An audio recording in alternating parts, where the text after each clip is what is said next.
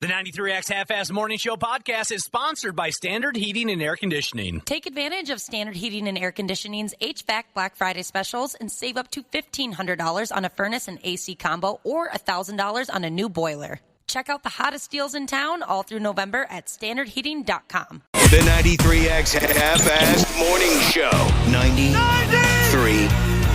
Oh, I've been naked many times on camera. Mostly a comedic effect. I guess I made a movie called The Interview. There's a scene in the film where I've shoved a rocket up my and I'm concealing it from North Korean guards, and I get stripped down by the guards, and they have a German Shepherd. The joke is that the German Shepherd is like smelling me, and it smells my ass, because that's where the rocket is hidden. The dog is barking and doing all this stuff, but it just won't smell my ass. We keep talking to the trainer. How do we get it to smell my ass? Is there anything we could do? The trainer keeps giving the dog, when it performs well, like little beef jerky treats. Evan's like, I think I know how to get the dog to smell your ass. I end up shoving beef jerky in my ass. And it works. The dog is sniffing my ass. We get a few takes of it, and I go back behind the camera, and the guy from PETA is standing there like this. And I go to him, and I'm like, this isn't mistreating the dog, right? The dog isn't going to be upset by this. And he was like, the dog doesn't care. I can't believe you are doing this. It's showtime.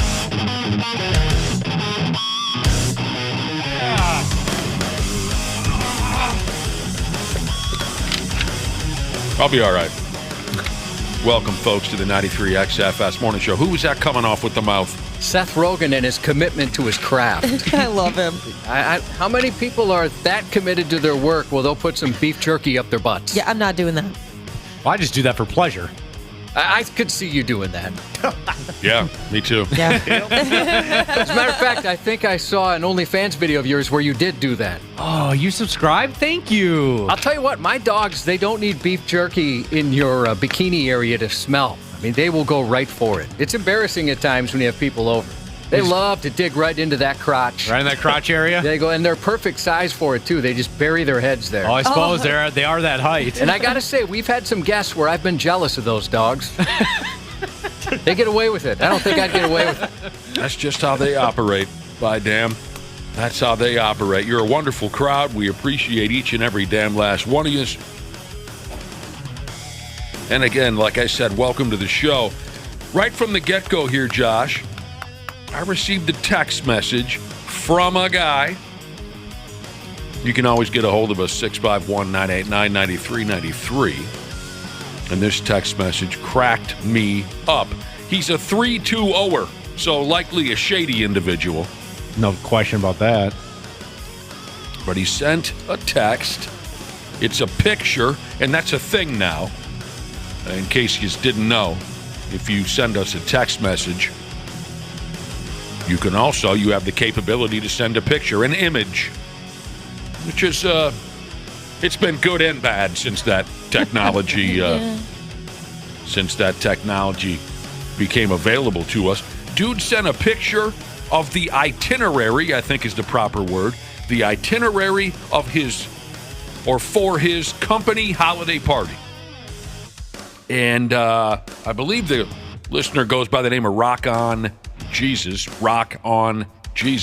The image indicates that our bro, stand-up comic C. Willie Miles, will be performing at Rock On Jesus' company holiday party. That's awesome. He's great. Has anyone besides me seen him live? Never saw it. No, I haven't seen him live yet. He is so good. I mean, I've told this story several times, but the way we met, the way he started coming on the show is I saw him, a last-second thing for him. He was up in St. Cloud. He gets this call, and Damon Wayans' opening act was sick. All of a sudden, we went. That's the show I was going to. He was sick. They needed somebody, so they called C. Willie Miles. He came down and destroyed. He was twice the comic Damon Wayans was, at least that night. And people were walking out Damon's set, but everybody loved C. Willie Miles. So I can't remember. Walking out on Damon Wayans. Who would have ever thought that anyone would walk out on a Damon Wayans? I was shocked because I loved him. And he had said, "Hey, I'm changing my show. My show is too dirty. It wasn't funny." But it was the same thing. It was too much even for me. I'm a kind of a prude. It was too much for me. Not even. It was really, really filthy. It was too much. Jesus, yeah. And you know what? There were, like I said, it was like people watching this year's Buffalo Bills. Fans were gone. Fans just left. They couldn't handle it anymore. Disgusting. So I had reached out to C. Willie Miles and asked him, like, would you ever come on our show? You know, local guy, right? I thought it'd be great to have him on. This is back when we would have comedians on quite often. Yeah, I didn't like that time period. No, and he's the only one that lasted, right? He is the only one who lasted. So right. he is so great live, and it's been nice over the years having people text in saying, hey, and he's a clean comedian, right? I mean, and he can, and sometimes clean comedians aren't necessarily that funny, but he can bring it. Clean comics. Tough gig. Yeah. Tough gig to be a clean comic. Tough gig. But like, remember we were talking about this. That's kind of, aside from his regular comedy shows, he does this type of thing for businesses. And I think that's big money for him. I'm sure he gets a nice paycheck. 320, I mentioned the listener who sent in the text is a 320 area code, which, makes a lot of us uncomfortable. But that's St. Cloud, right? And yes. C. Willie Miles is a St. Cloud guy, and maybe that's where the connection was made. Here's the... I hope Rock on Jesus doesn't mind me giving away the agenda, the itinerary for his company's holiday party, but this is what I'm seeing in the image that he texted. 5:30 to 6 p.m., social, it says. Social. That'll be fun. Mingle around, jaw jack a little bit with your coworkers. 6 o'clock dinner. 7 o'clock, they're having an awards program. Keep your fingers crossed, right? Yep. Maybe I'm Employee of the Year. Maybe I am. 8:30, it says here, warehouse versus office staff lingerie battle royal. That's unique. That could get interesting. And then at 9 o'clock, it says right here, comedian C. Willie Miles. Lucky for you guys over there at Rock on Jesus place of business, because he's a terrific guy. He's one of my favorite people that I've met in the business. Easily. C. Willie F. me running miles. Yeah, if you don't mind following up, I mean, let us know what you think. Rock on Jesus. Get back to us on this. And let us know if you have a +1, too, because I would like to attend, especially for that Battle Royal.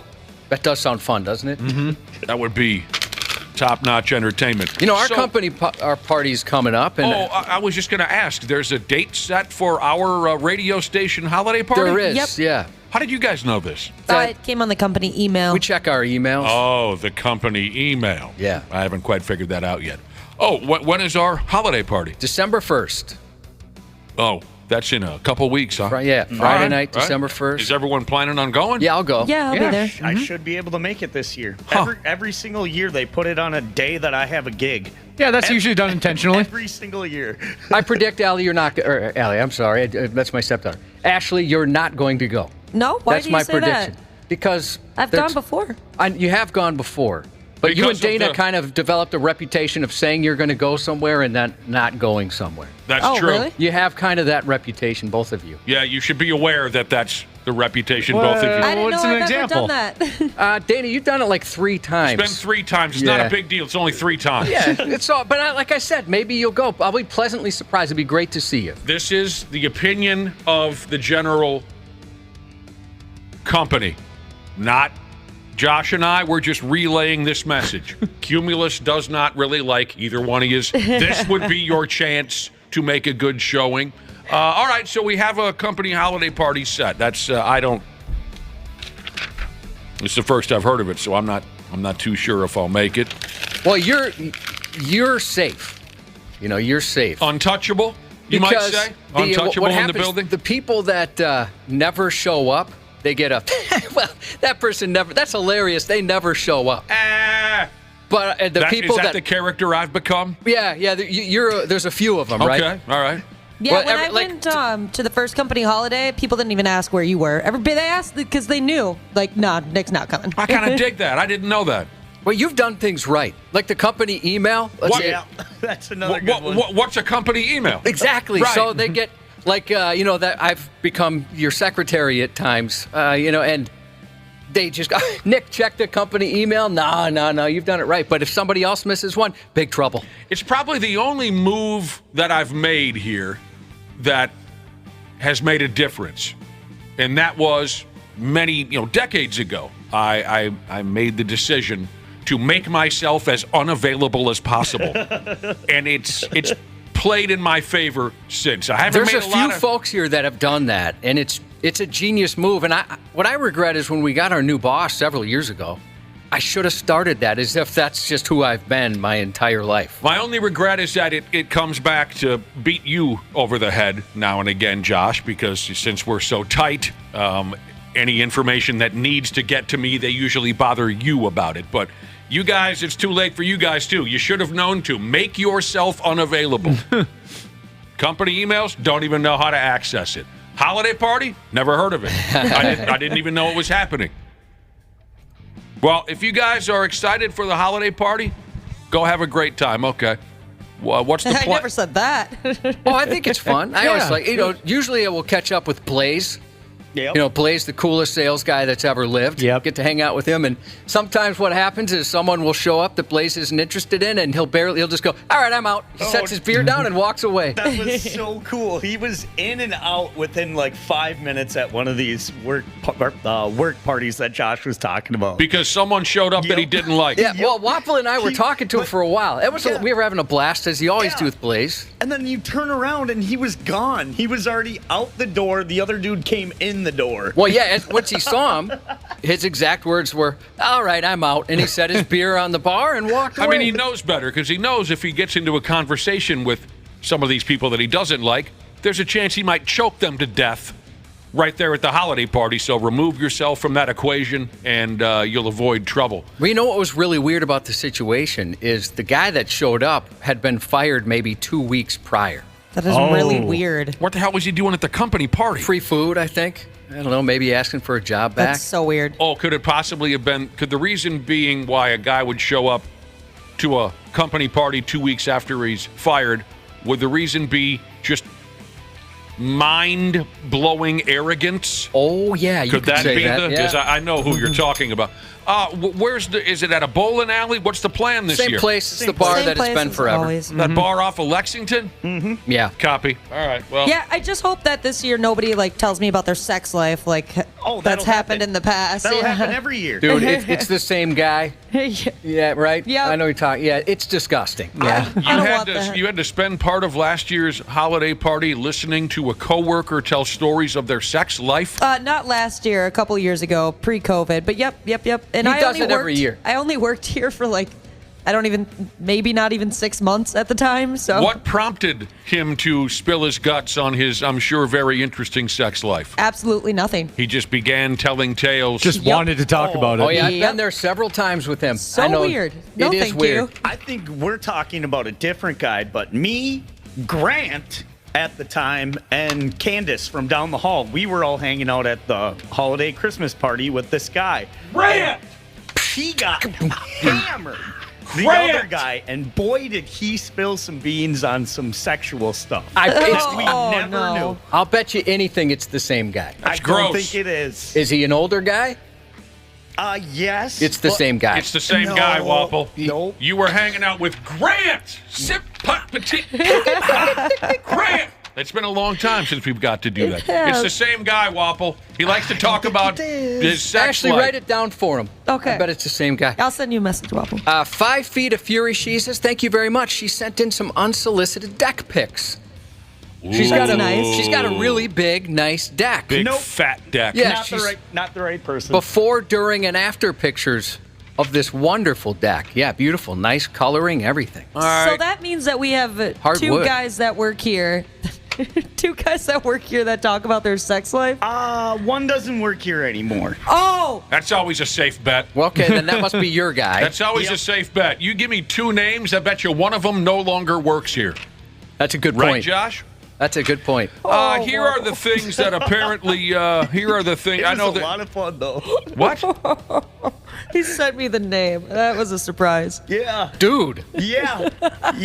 He got hammered, and boy, did he let some info fly. Oh. You can talk to Candace and Graham about this. We still bring it up anytime we're together, and we're like, wow, Well, wait a minute was now. that a night? So the guy was giving up information about his sex life and other subjects?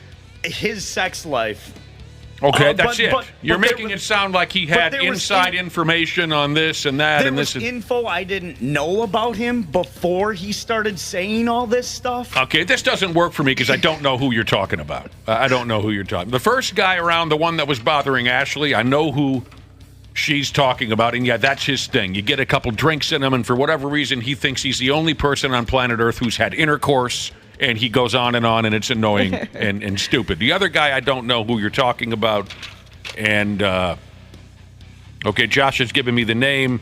I feel even less comfortable talking about this guy. I know.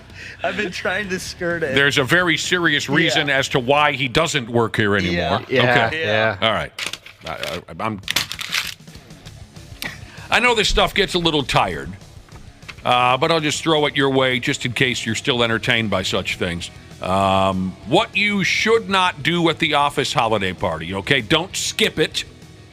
I'll go against that right from the get-go because I've skipped damn near every one of them, and I'm completely cool with that, and I've never had anyone approach me as if they had a problem with me skipping the holiday party. So go ahead, skip it if you want to. Don't get too wasted. You might end up coming off like these people we've been subtly hinting about without saying their names. Yeah, we had somebody fired for that, getting too wasted at one of those things. Is that the guy who, that guy was nuts and someone rang a beer bottle over the top of his head? Yeah. I never knew that about him. Throwing beer bottles. There's a couple people, I never knew this. I didn't know that guy super well. I didn't know he was like that. And I guess he had a reputation, but there's a couple guys in this building who, when they drank, they were Dr. Jekyll and Mr. Hyde. V for Vendetta, one of them, a sales guy, we nicknamed that. He was a really cool guy at work. Outside of work, a complete nightmare after that first sip of beer. I experienced it a couple times, but not like Nick. I know you had a really bad night. I almost choked him to death. Yeah. It's amazing what liquor can do to some people. Yeah. Don't get too wasted. Yeah, I wasn't there when this other dude, the dude who was throwing beer bottles around the bar, I wasn't there for that holiday party, but I was there when someone rang a beer bottle over the top of his head, and let me tell you, that was a lot of fun to watch. He hit himself over the head with a beer bottle? No. Someone rang him over the top of the head with a beer bottle. That was the year before he was throwing beer bottles around. I missed that, but all I'm saying is when he got a beer bottle smashed over the top of his noggin because he would not settle down and shut up. This wasn't a fellow coworker. This was just a random bar goer. Because our crowd mingled in with the regular crowd at this bar. A regular bar goer had enough of this friggin' jag-off and smashed him over the head with a beer bottle. Absolutely awesome. Don't forget to mingle, they say, especially with coworkers you don't chat with all that often. That's good advice, actually. There's a couple coworkers that I've become big fans of. After you just don't run into them very much. Right. And you don't know too much about them. And outside of work, they could be a little different, so... I can say that for sure has been something I've been glad I did. Don't be late. It is weird. There are people who get very upset if you don't show up right when it starts. Really? Yeah. That's strange. Yeah. Yeah. There's one in particular you should be a little worried about. Uh-oh. Better make sure you're there on time. That's interesting. Is it because they put in the work to organize it? That would be my guess. Yeah. The one I went to, it was like me and one other person that was there on time, and we sat there awkwardly for like 30 minutes waiting for other people to show up. That happened to me not at the last one. I hate that. Yeah. Don't do what we've just been doing for the most part for the last 10 minutes or so. Don't participate in office gossip when you are at the holiday party. Maybe because no one works here anymore, but I never hear office gossip. No, me neither. I'm not included. I'm guessing because it's all about me. Yeah, it is. Like I told you, the reputation you have. So I don't get included in it because it's all about me. But you've just been gifted, you and Ashley, the inside office gossip on the both of you, and it's that you're not reliable. The other difference is we had someone who worked here who was a huge gossip. And so, it was basically like turning on the news every time they showed up. That is true. It was all this dude wanted to talk about. Did you hear about this person? Did you hear what happened down the hall? Did you hear about these two are dating? Did you hear? It's all this dude. And we loved the guy. He was a lot of fun, but my damn, it was his life's blood. So I did learn, don't tell him anything. Maybe that's why it seems like office gossip doesn't exist anymore because this guy moved on years ago. When I don't know what the hell he does for a living. Don't dress inappropriately, Ashley, at the office holiday party. I've never seen you do that. No. It's No, winter. I'm I'm wearing cardigans. I'm joking. What was that? What was in my mind? Oh, I was thinking back to not that long ago. You were talking about how am I thinking of the right person? At junior high dances, you got in trouble a couple times for dancing too slutty. Yeah. Yes, right. I'm sure you would always dress appropriately at the company party. Yeah. So there you go. Whenever we have a conversation about company holiday parties, it always brings me back to one of my last non-radio gigs. So I was in my, very early 20s, working at a warehouse, driving a forklift. They had the company holiday party. Big stinking gathering. All the warehouse mules. I was part of the warehouse crowd. Yeah. All the warehouse mules mixing with the suits and ties, man, it created some fun. It was really a fun night. We all got good and drunk, and I got the hell out of there at a reasonable hour. Even though I was a young guy, I didn't know too many people. I knew 4 or 5 guys in the warehouse. I kind of had my fill. I got the hell out of there. And the next Monday, I found out I missed out on a gangbang. Oh. Damn. Yeah, I missed out on a friggin' gangbang. That sucks. Have you ever heard of that here? A rumor of that? I never have. No, a gangbang? Yeah. No. Well, I guess we have a goal for this year, then. Yeah. I mean, I started here in 96. That's a long time for a gangbang to occur. I've never heard that one day. Hard to believe one wasn't put together by now. Anyone ever hooked up at a Christmas party? Nope. Not that I can remember.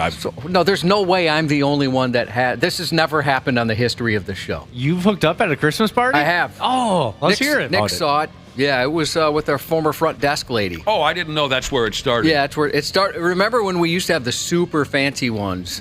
Was this at the International Market Square? This is when we were owned by Disney. Jesus, That's where I had prom. You had to. Wait, it was fancy. I mean, you had to dress up. I have very few and vague memories of the 3 or 4 Christmas holiday parties that I've gone to since I started working here, so I don't remember. We got to write this down. Anytime we've ever said, hey, have you guys ever had an 8-some and then someone got stabbed? Dana's like, yeah, twice. Everyone's had something like that. So that's where it started. That's with where the, that began, the front desk lady. She was a sexy animal. Nick. Yes. The lady that, the gangbang, was she someone who worked there? Wapple has further questions. I do. Further questions on the. I'm opening up to the. I'm opening it up. Further questions on the gangbang. Yes, Q&A, Andrew Q&A. Wapple. Did she work there with you guys? Yeah. Oh boy. That's an awkward Monday morning. Yeah, that's what I was thinking too. Well, not for this lady. Because She was quite pleased with herself, and I'm happy for her. Yes, Wapple. Further questions. I was gonna say if it wasn't that, then it would have had to have been someone else's wife. No, it wasn't anything shady like that. It was a lady who worked there, and there was no awkwardness. Interesting. She was quite happy with what she had accomplished, and again, I'd like to make it very clear that I'm not judging her. Good for her. Yeah. Christ Almighty. Cactus Jack. Bang bang. And what did Nick miss out on? Bang bang. No, a gangbang. Gangbang. Oh, I see where you're going now. I'm dumb. That would have made my day if you'd done that. Yeah, I know. It would have been cool, but I'm not. You hear the stories about, hooked up with the boss's wife, things like that. I wonder if that's ever happened in real life. Well, I've heard a couple of stories. One of my best bros, he moved far away years ago. Another one of my buddies who had to move out of Minnesota because of problems with the local law enforcement. Multiples. I do. I mentioned Pistol Pete had to get out of here. Yeah, you did. Yesterday I talked about Pistol Pete. He had to leave Minnesota because of local law enforcement. Another one of my buddies who left Minnesota because of his behavior here in town. He moved out west and got a job. Great guy until you give him too much Southern comfort. Speaking of folks who can just dramatically change. when you give him too much to drink. I mean, not that he became a mean, angry type of a drunk. He just got himself in trouble. That's what I mean by great guy until you give him too much Southern Comfort. And he had too much of that he got a job and he goes to the company holiday party and he just straight up asked the boss's wife at the company holiday party if she was interested in dumping a BJ on him. You don't know if you don't ask. Right? You know what? You're right. And the boss's wife said, well, no, I'm not interested in providing you any kind of a J. And then she went and told her husband, the boss, and he got fired at the company Christmas party. Yeah, I can imagine that's not going to be very good for business, right? I hope something fun happens at the holiday party. Nothing fun's going to happen. You heard it here first. Yeah, you're probably right. Nothing fun's going to happen. I wonder if they'll have the live band karaoke like they've had in the past. Oh, that's dangerous. I'll tell you, I go to a Christmas party every year, or a holiday, but whatever you're supposed to call it, for one of our advertisers, Apollo Heating and Air and Plumbing. And they have an awesome party. Those guys know how to party. I think I remember you mentioned this last year. Yeah. Air conditioning people know how to party. Heck yeah. I mean, they have they bring out poker tables and they bring out dealers. You're playing blackjack. Oh, they bring out, it's like a casino. They set you up in this big room and the food's awesome. And that's where I get my wardrobe every year, as you guys know. That's true. Josh, I just learned how to play poker. Bring me with and I'll clean up for you. You guys are always welcome. Is this just like the I'm awesome at pocket billiards from a few months ago? No, this is actually a joke. I'm not that great. Oh. I have luck sometimes. If the cards look pretty, I'm like, sure, let's take it all the way. Luck can come into play in a card game. Any further questions on the gangbang? No, I think I'm out. How many? It was like 5 or 6. Okay. Did you already say the roster? It was the warehouse roster. No, yeah, I mean, what do we got? How many guys? How many girls? 5 or 6, and then just the one. Oh, just the one. Yeah, that's a gangbang. When you heard about the gangbang, were you... Gee, you want to bring your mama to the gangbang? That's a quote from an old 80s movie. Sorry, go ahead. When you heard about the gangbang, had you wished then you had stuck around so you could have participated? Absolutely. Yeah, I thought I made that very clear. Yeah, absolutely. I missed out. I felt bad. Do you want to be first or last in a gangbang? I don't care. Really? I'd want to be first. Yeah, but you got a bigger crowd. Yeah. At that point. I mean, if you're true last, that. maybe everybody else is disinterested and they've left. Doesn't matter to me at all. Another question. Oh, another question on the I gang? thought of another one. Yes? How much time was there in between each participant? Oh, yeah, and do you do it in rounds, or is it until you're done? I don't think they kept stats, Waffle. Well, no, that's a great question. Maybe she had to get like a respite. Or go what- yeah. grab a Gatorade or... Yeah. Yeah, but let's say one guy hits 5 minutes. Is that rude to the other 4 or more Does guys? the other guy knock on the door and give him a warning? No. 2-minute warning? Wappo, you watch adult movies. A gangbang. Everyone's in the room all at once. You don't. It's not me, and then I say, okay, who's next, and then I was everyone's in thinking the. of You see where I'm going? Yeah, it's not with like a this? Everyone's Survivor watching. Series match where you tag in. I was thinking of the T word. I don't know the T word. Train. Train. Well, okay, that's the same thing. Anyway, That was more, Everyone- you take turns. from the story I was told 29 years ago or whatever it was, everyone's just all in the room, and you get your clothes off, and you play with yourself a little bit. It's a lot of laughs, is what they told me. Play with yourself Oh, yeah. Is that... until it's your turn. Thank you That's for it. clearing a lot of this up Yeah, for me. this Yeah, is thank you. fascinating. You know what? I appreciate your interest. I do. Are there other... So, I mean, that's got to be... How many situations in life are there? Right? You're a heterosexual male. All right? So we're talking about straight guys. All right.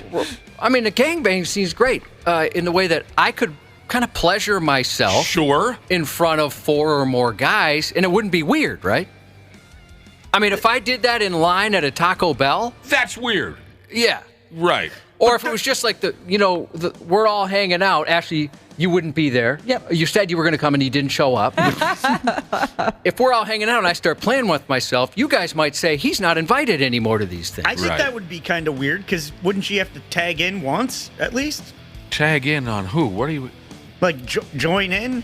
Not just kind of hang out in the background? Yeah, that's true. Are you a part of a gangbang and you're just like not participating with the actual woman? No, you're just in the corner? While you're waiting, Nick said. Yeah. Oh, okay. How is this so difficult to understand? Well, I was thinking Josh just like, it was happening, and then Josh is just in the corner by himself. Let me tell you something. Why me? Why'd you have to put me there?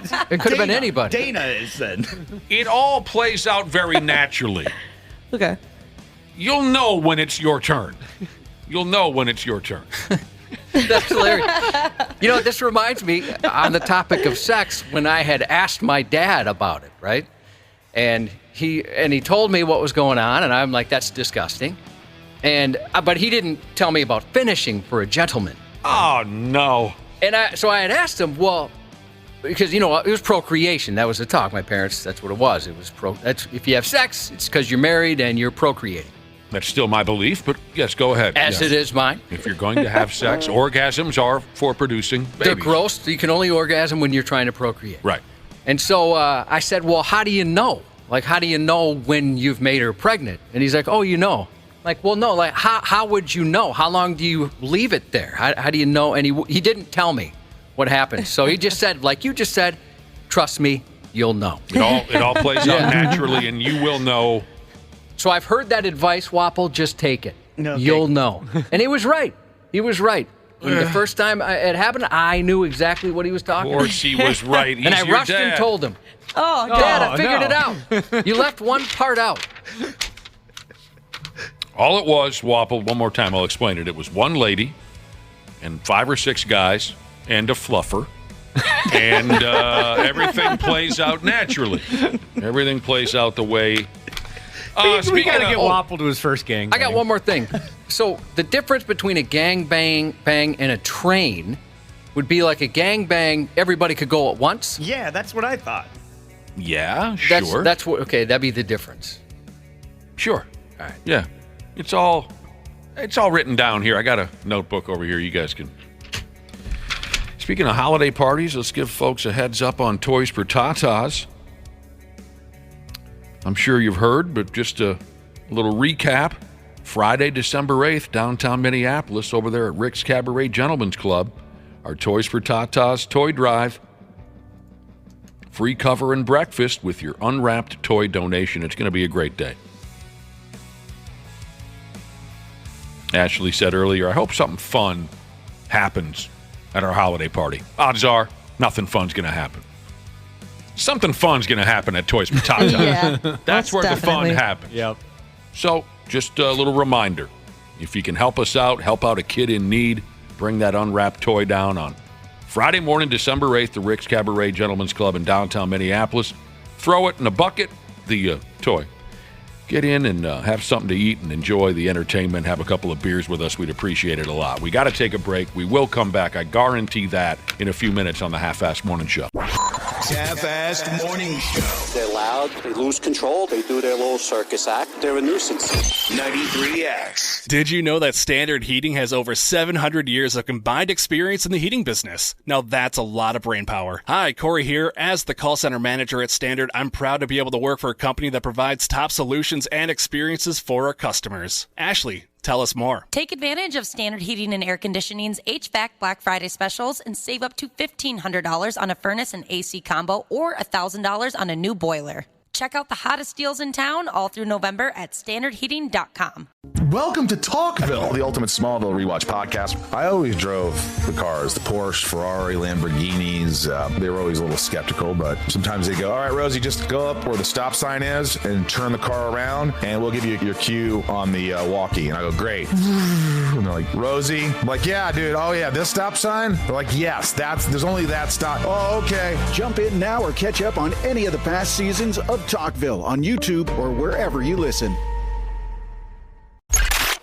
Stupid news on the Half-Assed Morning Show. Tasmania. That's our starting point for today's edition of the Stupid News. Tasmania, your guess is as good as mine on what the hell goes on in Tasmania. But I can tell you this. A lady who lives over there has come up with the best excuse ever not to go to work. And it's all true. She's got the pictures to prove it. Amber Harris is the gal's name. Oh, she lives in a town called Hobart. She called into work the other damn day and told them she won't be in because a 1,300-pound seal was blocking her driveway. That doesn't happen in Egan. Amber lives by the ocean, so it's not completely out of nowheres to see a big fat-ass seal or two flopping around her neighborhood. It's all true. This particular seal is well known in town. Its name is Neil the Seal. And like I said, he's a biggin'. And one morning, Neil upped and decided to lay himself out on this gal's driveway. He was more or less snuggled up to her car, taking a nap. So the gal was screwed, even if she was cold-blooded enough to just try to drive over Neil. He's a big enough boy to where her vehicle likely wouldn't have made it. Neil is known for popping up here and there around town. He suns himself on the road sometimes, blocks traffic. So the cops will put traffic cones around his fat ass to make sure no one runs him over. That's adorable. They just let him, Neil's taking a nap. Let's just kind of... No, don't mind Neil. I'm that sedentary where you might as well just put cones around me. I'm not moving. Then when he wakes up, he'll play with the traffic cones for a while, like a cat and a toy. He's cute like that. It is cute. The local news got a hold of Amber. The whole neighborhood is getting a kick out of Neil, the seal, and his big lazy ass keeping this lady from going to work. Amber said he has moved around. He's been on my front deck. He's rested his head up upon my hammock, and now he's blocking my car. Oh, I would feel so lucky. I'd feel like he picked me. Sure. Her boss and everyone at her workplace has been cool about this. They know Neil. They know there's nothing Amber can do. Neil didn't hang around all that long, though. He laid there unconscious for a few hours up against her car. The last Amber saw of him, he was flopping his big carcass back towards the ocean. Amber wraps this deal up by saying, I have no idea why he chose my front yard, but he's always welcome to stay as long as he wants. Neil the seal, I'm sorry to say, was devoured by a giant great white shark shortly after he left Amber's property and re-entered the ocean. That would be awful. A great white shark was just sitting there waiting on him. Come on, Neil, get in here. Let's get this over with. You know it's the natural order of things. You get in, I devour you. So hanging out on that gal's property was kind of his last hurrah.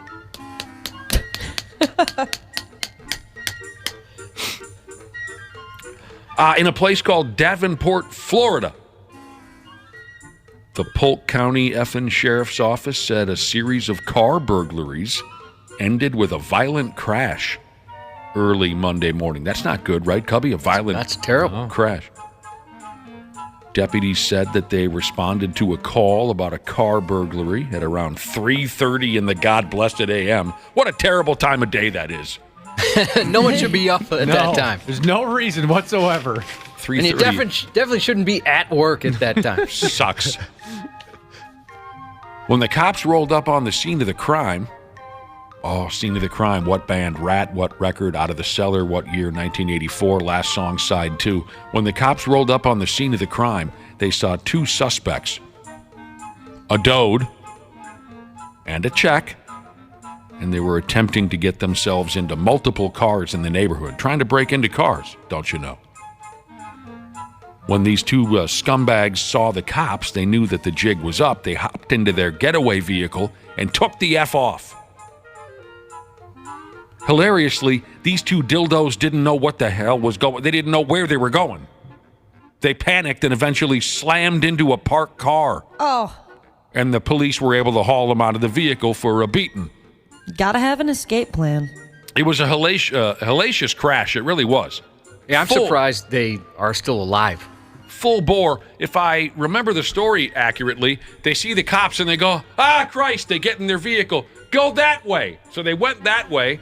The cops didn't even chase them because the cops know that's a dead end. So they had to turn around and come back towards the cops, and I think they knew they were effed, don't you think, Josh? And so they just blasted themselves into a car. Yeah, because the cop was, I don't know if they were thinking they could move the car, but the cop was blocking the lane, basically. Maybe they just suck at going around vehicles, but... They really blasted into this parked car. They did. These two piss bags were identified as 37-year-old Timothy Hogue and 31-year-old Rebecca Kozub. They were both taken to a hospital because they were injured in their stupid car crash. The gal's leg got broke, which, of course, is hilarious. But these two are real cutie pies. Hogue admitted to the burglaries, but he came off like a 9-year-old by telling the cops that it was all the gal's idea. He has no say in that. Yeah, we were trying to break into cars, but it was her idea. What a punk.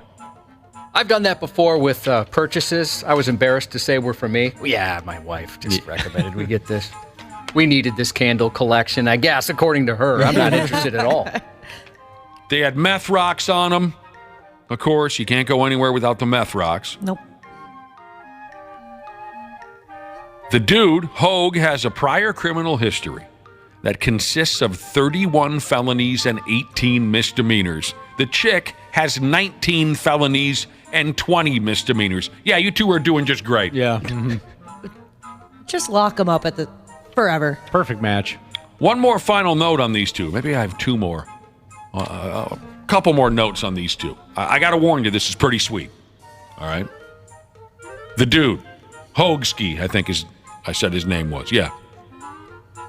He has a tattoo on his neck, and the tattoo says,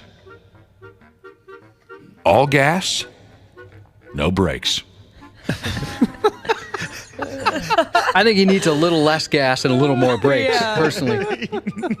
That's his. That's his lifestyle right there. Look, it's right here on my neck. All gas, no brakes, bro. There's some mornings here you're all gas, Nick, I've noticed. Oh, for God's... There was one today that cracked me up. I couldn't stop laughing. It was so funny. That never happened. Good one? None of that ever happened. All gas, no brakes, dude, has a hideous mugshot going around the internet after this car crash. Is that up on our website? I don't remember. Yeah. Oh, what? It is? Yep. Nice. He doesn't have a lick of hair up on top of his head, and he's fresh from that car wreck. So he's got a little blood on him. He looks like a bloody baby that just slid out the chute. You got to see. That's what it reminds me of when I saw his mugshot. Oh, gosh. Don't you think so? Look at that. Doesn't it look like I don't like a giant baby? Comparison. The description is covered in blood and placenta. That just no. He kind of looks like Pugsley placenta. Adams a little bit with a terrible neck tattoo. Whoever did that I don't think they're a professional. That's just his style. That's how he lives his life. He's all gas. He's no brakes. I mean, his hobbies are fast cars and fast women. That's why the guys in his car club call him the Cruiser. They should call him the Dork. What movie? Caddyshack. I could see you having a tattoo like that, Dana, like a Fast and Furious reference of some sort. Well, I do have a Fast and Furious reference tattooed on me. I know you have one. Oh, should I get a second? What's that? Should I get a second? I think eventually you will. Yeah, probably. If they keep making movies. Mm-hmm. They don't seem to be slowing down. I actually got invited to be on a Fast and Furious podcast coming up later this month. Are you serious? No way. Are you thinking about doing it? Yeah, no. That would be cool. The way you said yeah makes me believe no. Oh, no, I'm absolutely doing it. I'm very excited. Don't do it. So is this a local deal or is this... No, Jordan Max actually hit me up about it. And our porn star friend? Yeah, Jordan Max, our porn star friend who comes on a couple times a month with us. She knows these guys who do, I guess, a well-known Fast and Furious podcast, and she said, hey, my friend Dana really loves these movies. You should have them on. So they're going to have me on later this month. That's exciting. No, it isn't. For the sake of the reputation of this program, will you not go on this? And by the way, I misquoted when I did the Cruiser thing. Obviously, that's Stripes. I misspoke. We knew you. I said Caddyshack. Stripes is the first movie I ever saw boobs in. Vacation for me. Was it Vacation? Mm-hmm. Oh, you lucky bastard. Yep. I don't even remember. You don't remember your first boobs? Probably not the same. Beverly D'Angelo, by the way, 72. Yeah, it's her birthday today. Just one of the most one of the most what happened? Thank you, Dana. Josh said she's 72 today. Yeah. And then Dana explained that's her how birthday. that works is it's her birthday. Okay. Well, I just as you were saying that, I thought of it too because I noticed it last night and I actually thought, wow, it's Beverly D'Angelo's birthday tomorrow, and that's the first pair of boobs I ever saw. One of the most stunning women to ever live. That is no joke. I think mine, if we want to talk first boobs in a movie, probably was Hanrahan's wife. Dude, same. Yeah. I think we've bonded over this before. I think it was Hanrahan's wife. Isn't that just sweet? So I when you saw those, your eyes were fully open. I had to have my hands covering my face. We were at a sleepover. My friend's parents let us watch the movie, but they would say, okay, cover your eyes. So I was looking through little finger slits, and that's how I saw the boobs. It had to have been Hanrahan's wife. If not... Your thoughts at the time? At the time, I thought it was the greatest thing in the whole world. Did you know it was going to happen? Like somebody say, hey, make sure you pay attention at this point? No. I had no idea it was going to happen. Now, after some time has gone by, and Wapple might agree with me, she probably could have stood to wear a bra with a little more support. Yeah. Yep. That's all. It was either that or Swordfish. Halle Berry's? That was the most pointless topless scene of all. I mean, there was no reason for that other than just to show Halle Berry's boobs. Now, I'm not complaining whatsoever, but it was like to the point where the theater was laughing. It was just like, hey, everyone, we're midway through the movie. Here's some breasts for you. We saw Thanks for that. staying tuned. Is that a black and white movie? Swordfish? Yeah. No. Oh, all the pictures came up black and white. We saw that in high school. And Josh, when that nude scene came up, and we saw the boobs, and then they moved on, we kind of got up and like, all right, well, we got what we wanted. That's what we came for. And we walked You just out. left at halftime? Yep. The brother and sisterhood are sending in the first movies they saw boobs in. Pink Floyd Jesus said Witness. And unfortunately for him, he was watching it with his mom. Kelly McGillis, that's a full frontal scene in Witness. I've watched that movie many times. Zapped? Zapped? The movie Zapped? With Scott Baio. Absolutely. Oh, that was good stuff, too. I remember Zapped. Porky's. Sure. Best Little Whorehouse in Texas. 16 Candles. I had a thought there and I lost it. What was the first movie you said? The first in the rundown you've just given us? The very first? Yes. Well, I said Zapped before Witness. that was Witness. Witness, Yeah. yes. Sorry, Witness. I think thank you for, because I had something and I lost it. When I was a kid, well, I was 14 or 15 at this point, so I wasn't, a tiny little kid, but we didn't have cable, and we didn't have a VCR. So my sister's best friend recorded 3 movies on a VHS tape and gave it to my sister as like a charity thing. Like, Christ, you guys still don't have cable or a VCR? So she recorded 3 movies on a VHS tape, and then we'd go and rent a VCR so we could watch these 3 same movies over and over and over again. That's so much work. It was 16 Candles. It was Weird Science, and it was Witness with Harrison Ford. So that's why, Christ almighty, I could probably recite that movie to you. There's other movies I can recite too, but you folks are well aware of those. We could run down the list. Hatch Daddy Jesus must have been very confused. The first boobs he ever saw on screen were in the movie Total Recall, and there were 3 of them. You imagine the first time he saw him in real life? Well, where's the third? You mutant? What's wrong with you, freak? Varsity Blues? Oh, yeah. A lot of Revenge of the Nerds. The beauty of Beverly D'Angelo and Vacation was I had seen that movie on cable a bunch of times, and obviously they don't include the nudity in that. So I was completely taken back, caught off guard when I rented it from the video store and it was on VHS. And it was also kind of like Halle Berry, too, where they pull into the hotel and they cut to a scene of her just standing in the shower naked. It was like, it added nothing to the overall plot, really. Here you guys go. Sparky surprised her, right? Yeah, he did. Restoration, she just said Titanic. Hubba Hubba, she follows that up with, definitely. And a lot of people texting in Titanic now. Before it was Revenge of the Nerds is number 1. Now it seems to be Titanic. Titanic might have been mine, now that I think about it. Well, there you go. Have you ever had anyone draw you like that, Ashley? No, sadly. Maybe one day. You want someone to draw your nude image? Like a French girl? Yeah. Dana, draw what you think it might look like. Go. Oh, no. That's just squares. With actual lights on them. I don't blame you, though, Suzanne. I mean, women's bodies are beautiful. But men's bodies, I see them everywhere, in the locker rooms, D's all over the place and everything.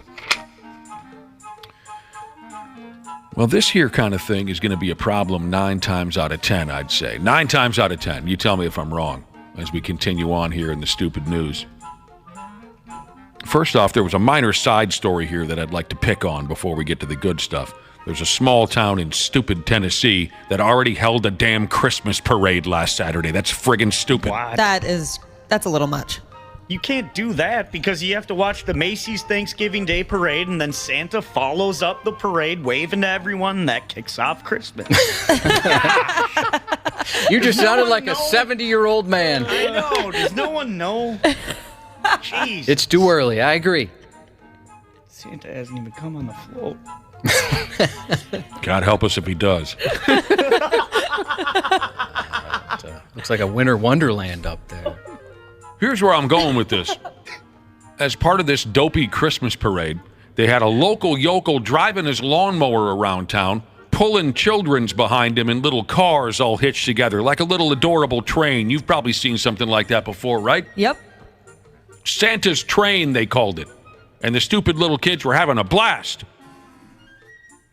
But the fella behind the wheel of Santa's train was all drunk and cross-eyed on methamphetamines. And he's been arrested. The dude goes by the name of Henry Mead. Nice job, dickhead. Witnesses said that Santa's effing train was swerving all over the road and not in a cute, let's keep the kids entertained type of a way. And when the cops caught up with Henry, he was...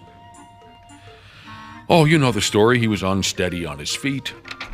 Yeah, he didn't look too good. He failed a sobriety test. Police found meth rocks. He had a syringe on him, for God's sake. Santa's train got shut down. 2 of the kids were brought in for questioning. They provided the meth. I've never been on one of those little Santa choo-choo trains. Have you guys ever gone to see the Christmas train? I forget what they call it. No, the I actual always train. wanted to, though. It is the Christmas train. I know the song. I've heard it's quite spectacular. It is the Christmas train. It will go. Even better on meth, probably. Everything's better on meth. All right, what do I do here? There's our final story is one that is going to take a while to tell. So I'll just squeeze this one in real quick. For your Christmas lunatics, you can get paid $2,500 to sit on your ass and watch Christmas movies.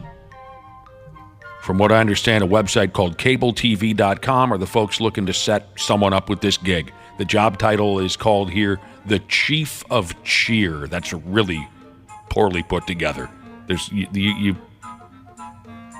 I would think they could come up with something better than that at CableTV.com than to call the job The Chief of Cheer. That's terrible. If you're 18 and over, you can apply for this job. You can find the link to apply to this job on 93x.com. There you go. They say here, CableTV.com, if you're the type of person who watches holiday movies in mid-July, breaks out the what do you call that stuff? Tinsel. If you break out the tinsel on November 1st and blah, blah, blah, they want to hire you.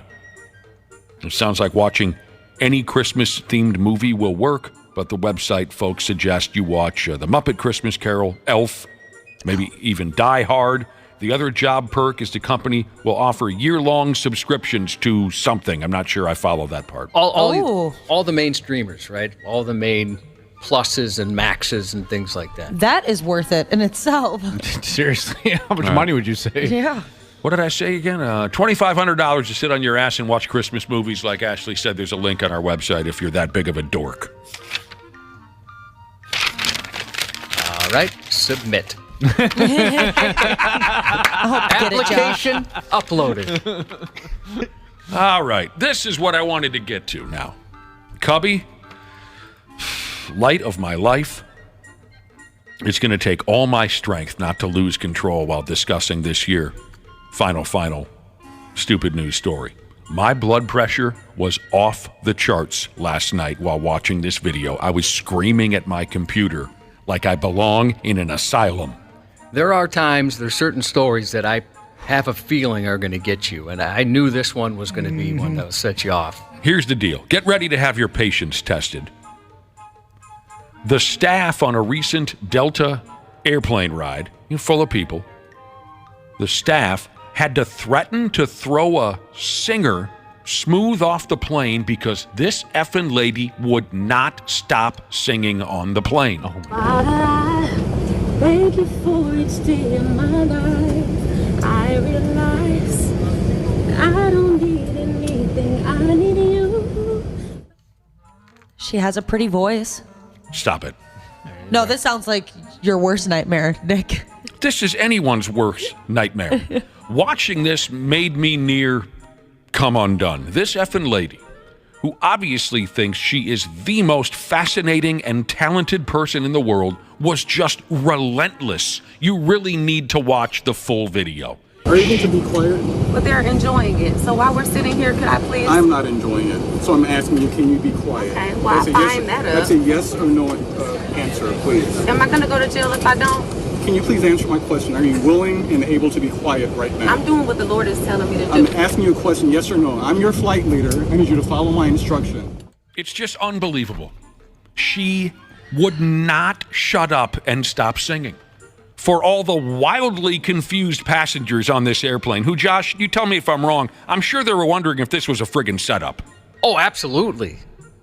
They must have. It was so odd, and just how insistent she was and arrogant she was. Oh, my God. Bobby is this lady's name. She posted a video on social media Saturday that shows her standing in the aisle of the plane. A crew member has to walk up on her and tell her to sit down and be quiet.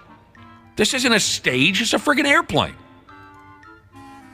She gets back to her seat, and then, okay, now that she's not singing anymore, she just must be talking. She has to. She announces she was just nominated for 2 Grammys. She goes on and on about that for a while. She and the flight attendant continue a back and forth argument. You heard Josh play the audio, the crew member repeatedly asking whether she's able to be quiet. Can you be quiet? And she just keeps, you heard it. Well, everyone here seems to like it. You didn't ask anybody if anyone liked it. Oh, will I be arrested? Just at one point, the flight attendant states he's the flight leader, and if she isn't able to follow the instructions, then she won't be able to fly. After the flight attendant leaves, she keeps effing talking. I just found out I'm up for 2 Grammys. My very first time, you guys. My name is Bobby Storm, and I'm up for 2 Grammys. I sing for the Lord, and my song is out on all platforms. It's called We Can't Forget Them. Okay, I know you heard people clapping and saying, oh, that's great. I guarantee they were doing that in hopes that it would finally appease this friggin' gal, and she'd put a sock in it already. Yeah, that wasn't right, like at the very end. I don't think they realized more was coming. Yeah. Right. And now remember, she's told to stop. At one point, she's standing up singing for the airplane. She's told to sit down. She does, but she won't stop talking. She agrees to stop talking. The flight attendant walks away, and then she sings quietly for the group seated in her general area. It just keeps going and going. It's hard to believe that someone is wired like this. That stresses me out. It's not a disturbance. Once you hit. It's right here, babe. I am. I'm gonna have a seat. Okay, so watch me bless him. Oh my God. Some people on social media criticize this lady for treating the plane like her personal stage. Others came to her defense. What is there to defend? Probably because she said something about God. Yeah. And then you get the Bible bangers on your side. I don't know. She later posted 2 more videos. Surprising that she couldn't bring a stop to this. She posted 2 more videos explaining what happened and why she decided to get up and sing. Are you ready for this? She said in a follow-up video, when we get to the end of a flight, we talk on phones, we talk to our neighbors, sometimes we yell across the plane. So what's the problem with sharing something that I'm proud of, something that God has done for me with the rest of the world? It's a matter of consideration for others. Oh, thank you for that. You don't know what's going on in these other people's lives on that airplane. Maybe they've had a terrible day. Maybe they want to sleep. Just because you think you're the most wonderful thing in the world means nothing to the rest of us. It's a matter of consideration for others. How do you not understand that? Somebody texted in and said, we need to spray her like a cat misbehaving every time she talks. Yes. No. Needs Bad to be kitty. trained. Now, she says that Delta reached out and apologized to her. For what? If that's true, they didn't know her jack squat. I mean, what are we doing here? Yes, I had trouble with this one. I mean, what if God had blessed me with the ability to fart at 125 decibels? What if God has blessed me with the ability to make pterodactyl sound effects better than anyone on planet Earth? And I've been nominated for a Grammy, by the way, for both of those talents. Does that give me the right to launch that on strangers on an airplane? God bless Dana with a special freckle in an intimate area. If you just started showing that to people, you'd get in some trouble, I'd imagine. Sure would. Good heavens. I mean, what if I just simply insisted that everyone on the airplane heard me talk about my job? Because that's basically what she's doing. Do I have the right to invade the privacy of everyone on that plane and talk loudly about my job just because I think I'm special? No. You have to watch the whole video. It is amazing that there are people out there wired like this. I wouldn't have been able to sit there if I was one of the other passengers. Eventually, I would just break and be like, oh my gosh, shut up. Some people are smiling, but Josh, am I right? You can see through their fake smiles. Well, they're hoping it's going to end, thinking, well, this has got to end. It would have been better had she blessed the mood. Are you ready to bless the mood? Are you ready to bless the mood? Are you ready to bless the mood? I need some help, please. Nobody helped. Nobody helped. Not one helper in the crowd. Nobody wanted to bless the mood that day. You know, I was in a situation similar to this. It was at somebody's house. This is many years ago. We were young and we were drunk. Me and some I didn't know a lot of people at this house party. But at one point or another, me and some dudes sat down at a table. I think we decided to play some cards. Somebody found the stereo and we put on some Rat. I remember that. We were listening to Rat. And it was kind of like the end of the night, and me and these dudes were really digging this. We finally, sat down, cranking some tunes. We got a few more beers to drink, and it was just a cool vibe with the Rat cranking in the background. There was a gal at this party. This was her house. And I didn't know this at the time, but it was her house. And I had been around her a few times before, and she does have a great singing voice. She likes to sing. But it gets to be a little much. She's a little in love with herself. Everyone probably knows someone like this. Yep. So she would periodically break out into song, like she would try to mimic the really highly regarded singers like Whitney Houston and Beyonce, just all that stuff, like multiple levels and ranges. That was her thing, but it got to be a little much at times. And on this particular night, we're sitting there, we're drinking beer, we're playing cards, we got the hair metal cranking in the background, but she kept singing over the hair metal just because she never wanted you to forget what a great singer she was. And this is 1 o'clock in the morning, everyone's drunk, and she's singing, the latest hip pop song over the music we were trying to enjoy. And finally, after about 20 minutes, I snapped. I just went, shut up! Jesus criminy, can you just let us sit here and enjoy the friggin' night with your stupid singing? I snapped. Did she stop? Oh, yeah, but then she snapped at me. This is my house. And I said, good for you that it's your house, because if it was my house, I would have thrown you on your ass 20 minutes ago. It was horrible.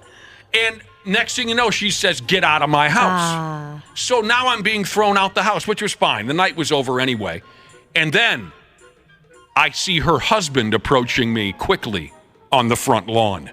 And I thought, son of a bitch, now I've done it. Now I'm going to have to fist fight this friggin' guy on the front lawn because I couldn't keep my temper with his wife over here, Cyndi Lauper, But instead, the guy gets in my face. I mean, I thought we were going to go, and he says, hey, man, I'm really sorry. She does this all the time, and I can't stand it. Oh, man. And I said, I'm sorry I flipped out the way that I did. I shouldn't have screamed like that. And he said, no, dude, I get it. She ruins all my parties like this. I hope you come back some other time. Oh, I love that. That would be kind of awkward, just even if it was a professional singer. If they just all of a sudden, all right, everybody, I'm going to, if you didn't know it was coming, right? You're just over there for, like you said, a little cards or whatever you're doing.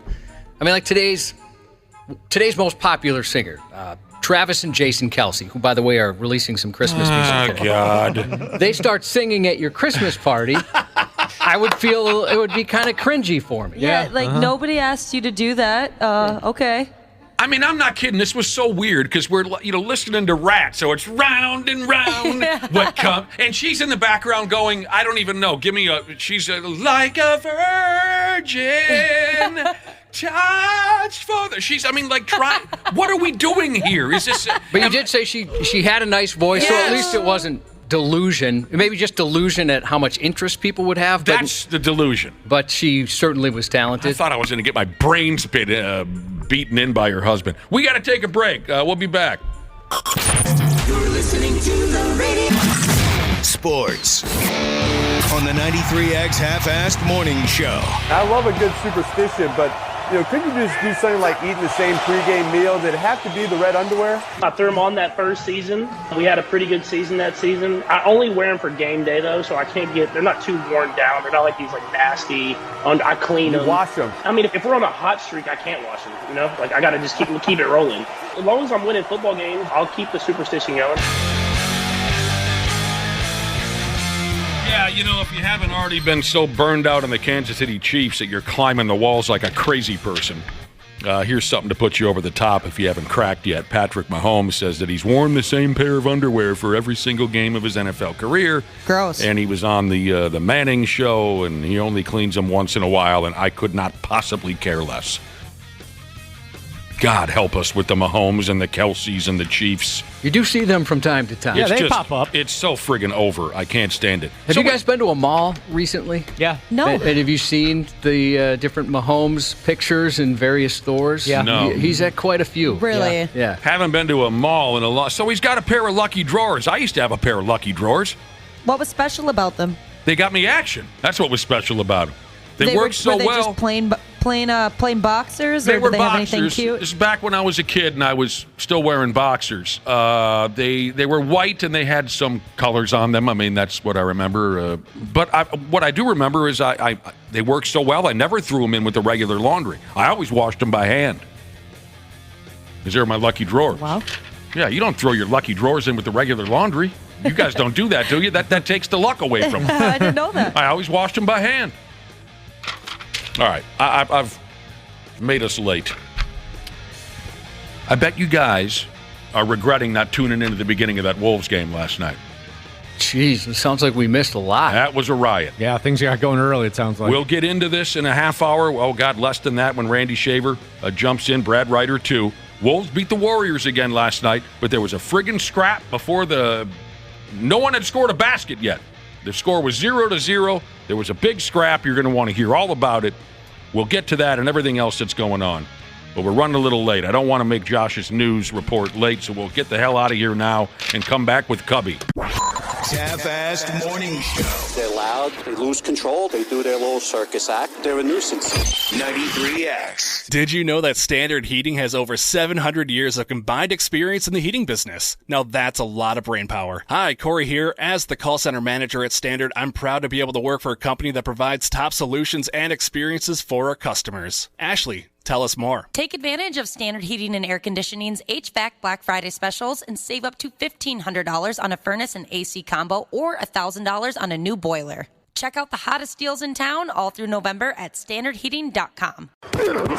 The football season is underway, and Believe podcasts are talking about it. When he went home and went to sleep, Michael Parsons was terrorizing him. Believe has podcasts covering all 32 professional teams and many of your favorite college teams, too. And to be only producing 15 points a game, that's something that is definitely disheartening. Sideline to sideline, end zone to end zone. As a quarterback, I would expect him to be acting like that. Take the accountability. Put that on yourself. Don't put it on your teammates. Search BLEAV podcasts wherever you listen. Half-assed Morning Show. 93X. I saw that one cop get shot, and I've been shot before in the same leg, and it made me know what he was going through, and I just seen somebody in help, so I ran over there. A Good Samaritan who said he had trouble with the law in his life dragged a wounded Texas cop to safety after he was shot in the leg during a firefight with a carjacker. The incident started after a 19-year-old suspect fled a traffic stop and crashed into a stolen car about 10 a.m. Saturday. The suspect got out and tried to carjack another driver, police said. And when that failed, a firefight began. This happened with a series of gunshots cutting through the drone of passing traffic. One round found its mark, striking Officer Jay Gibson and leaving him bleeding and crawling on the pavement. That's when the Good Samaritan jumped into the fray, running toward the injured officer. The man and another cop dragged the wounded cop across the freeway and behind a truck as a storm of bullets flew overhead. Just kind of ran over there, and I grabbed that guy with the other police officer, and me and him together, we grabbed him by his vest and we dragged him behind the truck, and I kind of tucked him underneath the truck so he wouldn't get shot again. The Good Samaritan said he'd been shot in the same leg previously, so he knew exactly what the officer was experiencing. He even stayed with the cop, comforting him as they waited for paramedics. You're okay, bro. You're okay. It's just your leg, you hear me? Just squeeze my hand as tight as you have to. You know what I'm saying? Don't worry. I'm here with you. He said one of the officer's family members had already reached out to thank him. Meanwhile, 29-year-old Officer Gibson is recovering at a local hospital. That's crazy. Yeah, pretty brave dude, to say the least. A Florida mom accidentally shot her son in the leg after mistaking him for an intruder. The mom had fallen asleep on her living room couch when she was startled awake by a noise in the kitchen in the early hours of Saturday, police said. Fearing it was an intruder, she removed a firearm she'd concealed in her purse. When the mom went to investigate the suspicious racket, her son, who she assumed was upstairs sleeping, walked out of the kitchen at the exact moment she was walking in. Both were startled by each other's presence, and the mother accidentally fired her gun twice. In a tragic turn of events, both were startled, leading to the mother accidentally firing her gun. Police say one shot hit the floor, while another struck her son in the leg. The boy was taken to an area hospital with non-life-threatening injuries. He was only identified as being a juvenile who lived alone with his mom. Pembroke Pines police are investigating the incident, but the department stressed that there doesn't appear to be any criminal intent at this time. He was out sneaking around doing young kid stuff, huh? Yeah, I don't know. He's getting some canned cheese in the fridge or what he was up to, but freaked mom out. Freaked them both out. A 37-year-old man in Nebraska was arrested this week for allegedly beating his own mother and then abducting and terrorizing his father, restraining him to a chair for nearly a full day while repeatedly flipping a coin and asking whether the older man was going to live or die. The attack on Seth Kettler's 68-year-old mother took place November 4th inside her home in Fremont. The mother told investigators she said something insulting about one of his children, which made him furious. So he beat her up, and he beat her up good. The next day at about 10:20 a.m., he went to his 67-year-old father's home and forced his way through the front door. Once inside, he made his dad sit in a chair for almost 21 hours straight. When authorities arrived at the home about 10:20 a.m. the following day, his dad told investigators while he was in the chair, his son stood next to him, holding a .22 caliber handgun and would flip a coin and ask, "Are you going to live or die?" His son flipped the coin to intimidate him, claiming it occurred over and over and over again several times. What's the most you ever lost on a coin toss? I don't know. I couldn't say.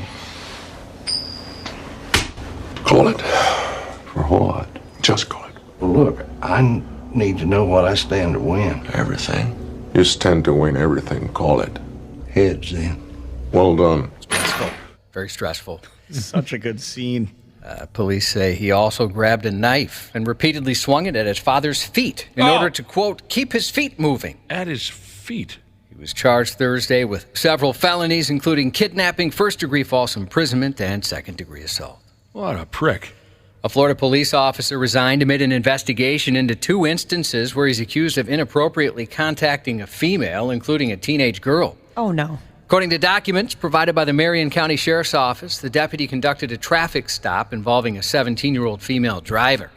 She was given a verbal traffic warning, but the deputy also asked for her phone number, which she gave him. And when he asked where she was going, she said McDonald's. The deputy then told the teen he'd follow her to McDonald's. She and a friend got food through the drive-thru and ate in their car because the dining area was closed.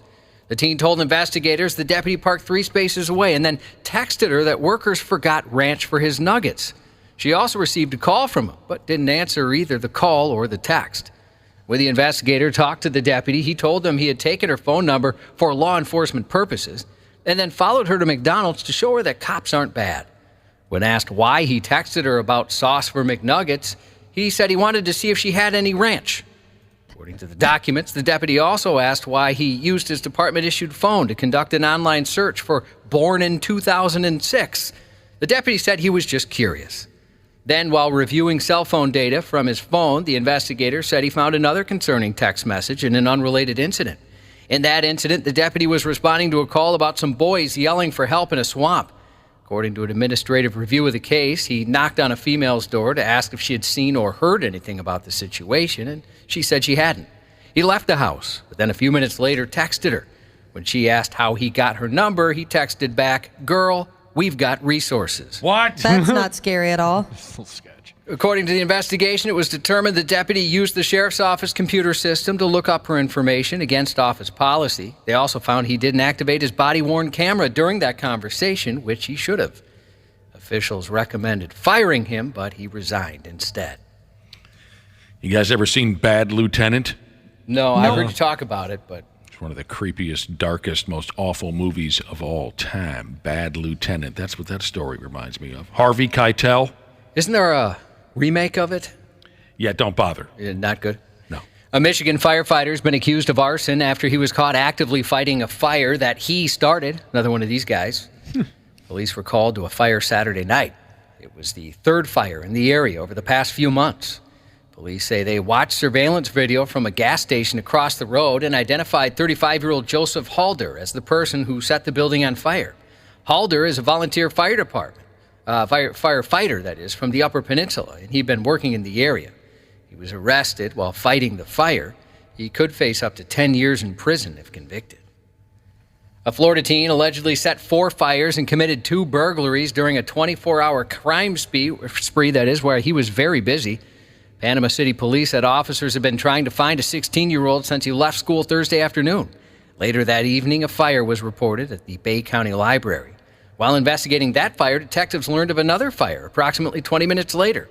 3 hours later, a homeowner called to say the wreath on their front door had been set on fire, and approximately 10 minutes after that, officers responded to another fire at a garage.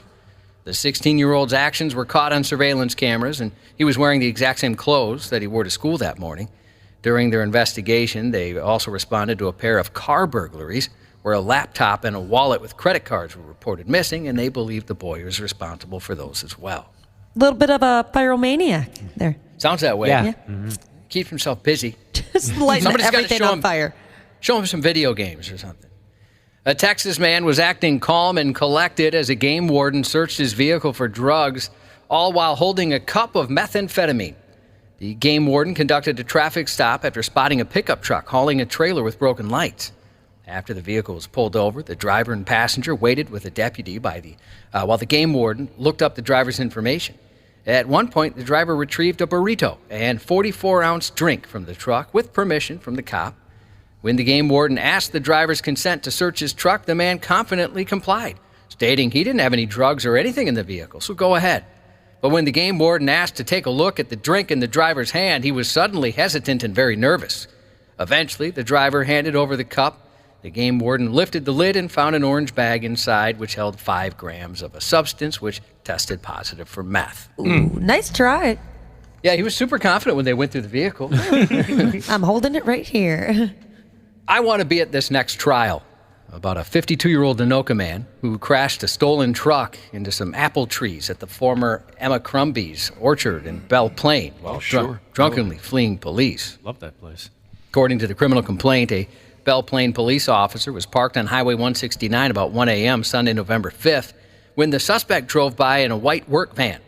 The officer heard a loud and distinct sound of metal dragging or grinding on the concrete and noticed the van had a blown-out front tire and inoperable headlight. The officer initiated a traffic stop, but the van quickly accelerated before losing control. The passenger side tires struck the curb so violently it caused the rear driver's side tire to leave the pavement and fly into the air. At the scene, he allegedly admitted to drinking at several local bars. He also claimed someone had tried to beat him up, so he jumped in the van to get away. He admitted he didn't know who the van belonged to and said he got scared when the sirens came on and freaked out. He didn't know who the van belonged to? He wasn't sure. Right. He just had to get out of there. Investigators later learned that it had been stolen out of Belle Plaine the prior night, during which the man is accused of crashing into a parked vehicle and leaving the scene without notifying its owner or police. After the crash, he was taken to the hospital for his injuries. When handed a search warrant for a blood sample, police say he acted as if he were asleep.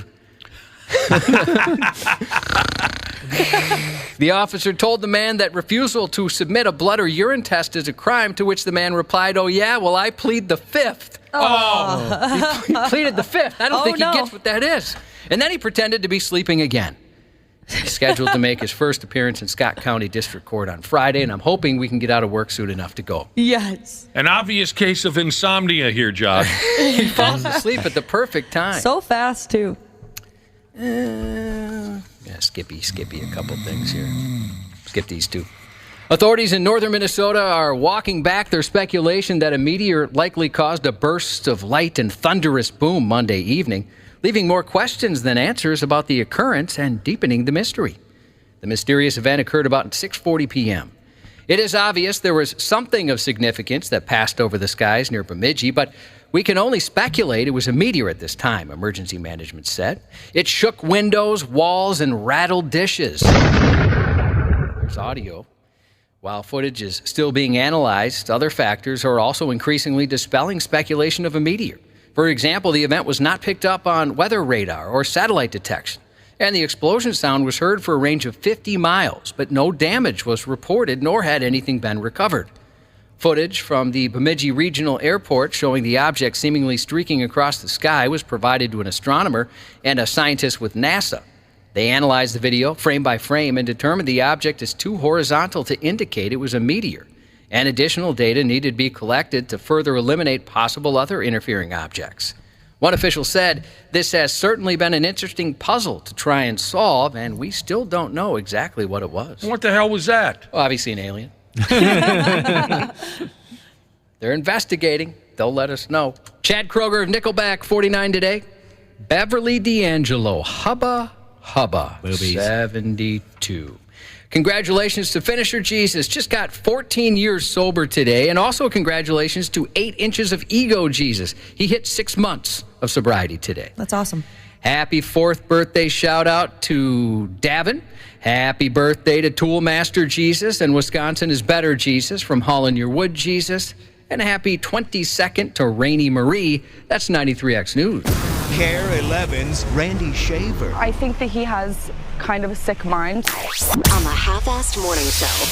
This is what I'm saying. For 5. This is what I'm saying. Well, Draymond has got Gobert in a chokehold. This is ridiculous. Draymond Green should be done. And curious to see between Klay Thompson and Jaden McDaniels what the call will be. But you said it.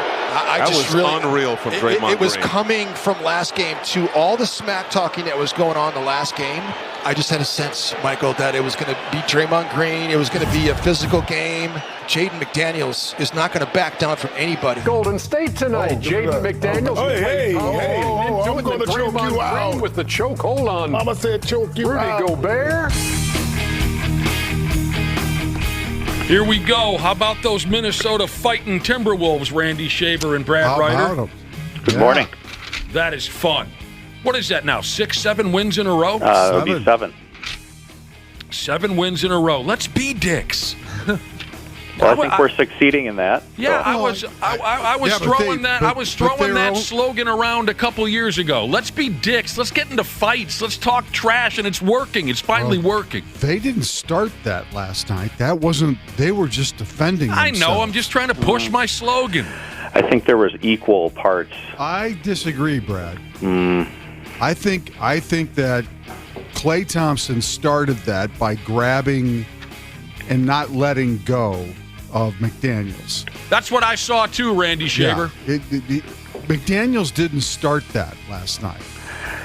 Klay Thompson was trying to slow him down from like boxing him out, but basically grabbed his jersey, and all McDaniels did was defend himself, and they both should have just let go and let it move on. Yeah, but didn't do that. I was texting one of my old PR people that was there at the game during the game. It was there was some equal blame there.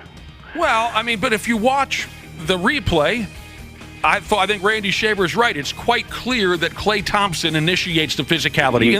You can't see what Jaden said. I'm not blaming him. I think that there's probably a little bit more blame to go on Golden State because there's no excuse for what Draymond Green did. Oh, absolutely. They're a bunch of entitled pricks. We should stop. We should hit the brakes real quick because if you didn't see last night's game, before anyone had even scored a bucket, there's a friggin' scrap.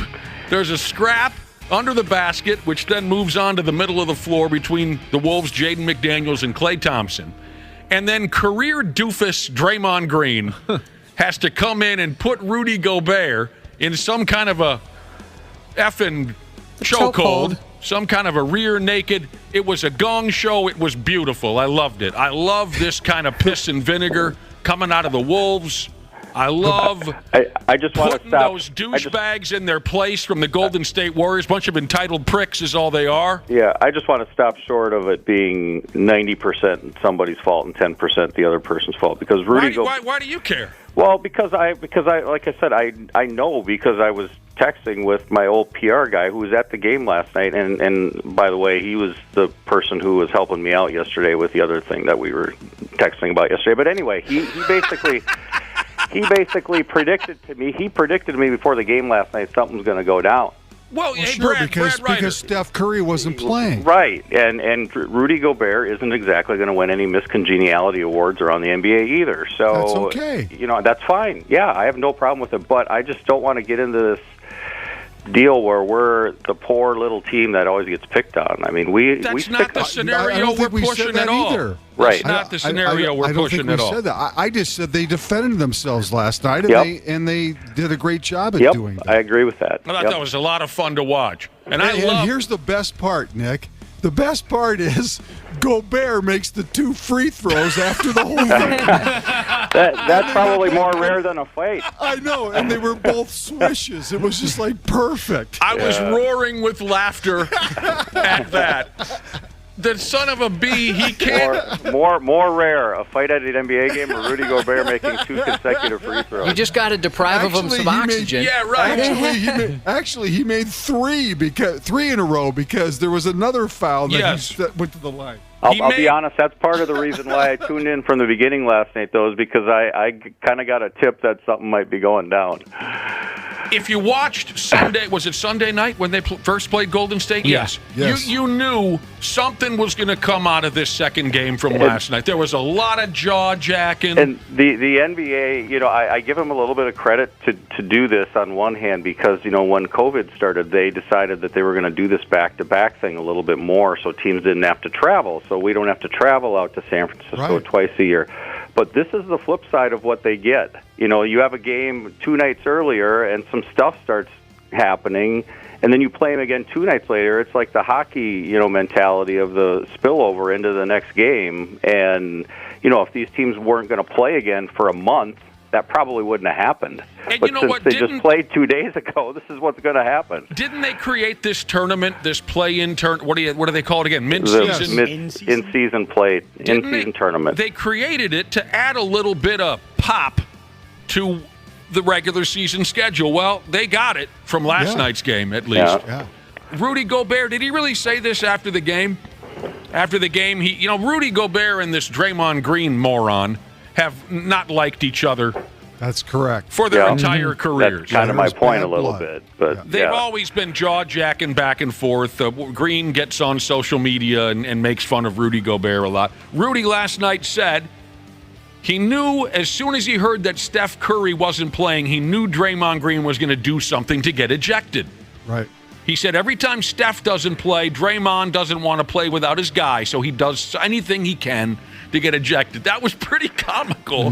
Watching a 7'3" man be put in this rear naked choke. And Rudy did a great job, don't you think, of making himself seem completely helpless? Yeah. Right. He's reaching out like he's reaching for his mother. Just, Mommy, he sold it well. There's 4 or 5 guys around the league back when I worked for the team that people kind of put in that Draymond Green bucket, and Rudy Gobert was one of them, but now he's wearing our uniform, so it's okay. Now, Brad, don't get me wrong. I know.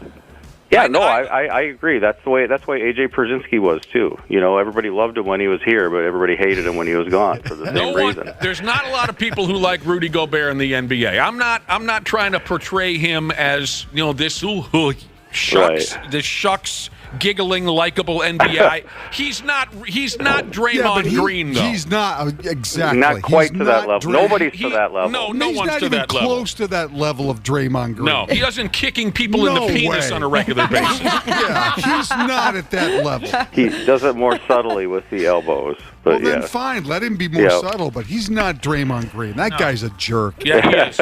He's an idiot. He makes himself out to be a jackass on a regular basis. He is a jackass. But that was...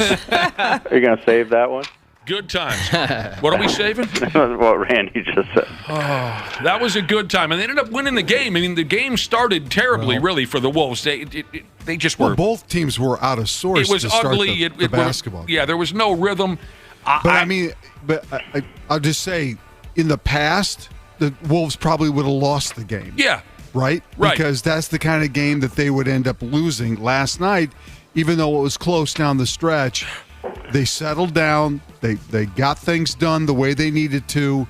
They got good minutes from Alexander, good minutes from Anderson, and then Edwards and Towns just kind of settled everything down and took over the game. So here's the best thing that's happened to them is that the schedule came out and they're playing a lot of these good teams early, and because of that, I think they've had to be more focused earlier in the season. And a team that doesn't have a ton of playoff experience or success, I think they need those games earlier in the year. I think, remember last year when they started off and we thought, they're going to be like 7-2 and 8-2 because they got a soft schedule and they weren't focused and they played like, dog manure. But now they're coming out because they know they have to. Dog manure. They know they're good. They know they're good enough and they know they're talented enough, but they're more focused in. And Flip always used to say, all the time before the schedule came out, he hoped that we would play really good teams early in the season before those other teams would really kind of start taking things more seriously. So I think, especially for this group, it's great that they got a few games under their belt against Denver, Boston, Golden State, and early in the season rather than in February. They're going to play a great one tonight, too, because Phoenix has got all 3 of their guys healthy and ready to play. So it's going to be another great test tonight. Who are those 3 guys? Durant, who, and who? Durant, Beal, and Booker. Devin Booker. Yeah, unfortunately, it was a late game last night, so I hit the sack at one point or another during they were down 10 in the third quarter, and then I got to watch the highlights this morning, and they showed some balls to win that game. Carl hit some big buckets. He had 33 points last night. I think that last possession probably tells you all you need to know about the maturity a little bit because, again, they got the ball in the right guy's hands. And Carl's a great player, but Edwards should have the ball, and he got triple teamed. He found the open guy. He didn't force his own shot. Well, then the play before that where Gobert got the block on the great hustle. Yep. I mean, again, those are little things that add up to big things at the end. God, I wish I could stay up late. You guys are Tough. Yeah. You guys are tough. I watched the first quarter and turned it off and turned it back on in the fourth quarter. That's what you got to do. That's how you operate? That's the NBA right there. There's an old drunk at the Wayzata Legion. Whenever we watch basketball, he always shouts over and over again until someone will acknowledge him. He always said, "You only have to watch the last 2 minutes of an NBA game." Well, I watched the start because, like I said, I got a little bit tipped off yesterday. So I said to this guy once, I said, "Shut up." You know what I love about Jaden McDaniels? Isn't he kind of an interesting cat? I mean, we all know the guy can run a little hot. Hell, he broke his own arm off or something last year, and he missed the playoffs. But his facial expression never changes. He has the same look on his face seconds after he hits a big three-pointer as he had last night while he's fighting Klay Thompson at midcourt. You gotta take an interest in Jaden McDaniels. He's just got this kind of low-key look on his face at all times. It never really changes. His eyes are almost closed. Have you guys not noticed this? Yeah. Right, yeah. I love that kid. The manure, Brad says. Well, Dog manure. They did, but that brings me back to one of my favorite. Josh remembers one of my favorite all-time NFL quotes. Who was that Green Bay Packer running back who allegedly... Was it Davenport? Davenport, yes. He allegedly took a dump in some girl's laundry at a college campus. Do you remember this story? That's awful. He was like wandering around campus. I think maybe he had too many drinks, and he took a deuce. He pressed a deuce out into some girl's laundry basket. And he went to court, right? He went to court. Yeah. And I believe the direct quote he made to the media was, "The manure was not mine." Najee Davenport. That's who that was. But I don't think, I mean, not to belabor the point, I don't think that they are where they are if their schedule isn't what it has been. I don't think you they think play the this toughness of the schedule has led them to I play. really do. Whatever the reason is, they're looking like the team we've wanted to see for a long, long time. Not that this matters to me as a Wolves fan or any other Wolves fans listening, but they're getting a lot of national recognition for what they've put together so far. They're only, 10, 9, 11 games into the season. Right. No one's, as Denny would say, no one's crowning them, but this certainly is a lot of fun to watch. They are who we thought they were. Oh, they are who we thought they were. That's why we took the damn field. And we let him off the hook. Back to Davenport, I was looking up some more information on that and his quote about the manure not being his and asking, "Where's the manure? If I did this, show me the manure." He was asking about that too. I guess he was given some nicknames at training camp. Dookie. Okay. Perfect. The dump truck. Somebody put a portable toilet inside of his locker. Yeah, the boys aren't going to forget something like that, are they? Oh, And the team equipment manager apparently gave him a number 2 jersey for practice. Brilliant. Yep.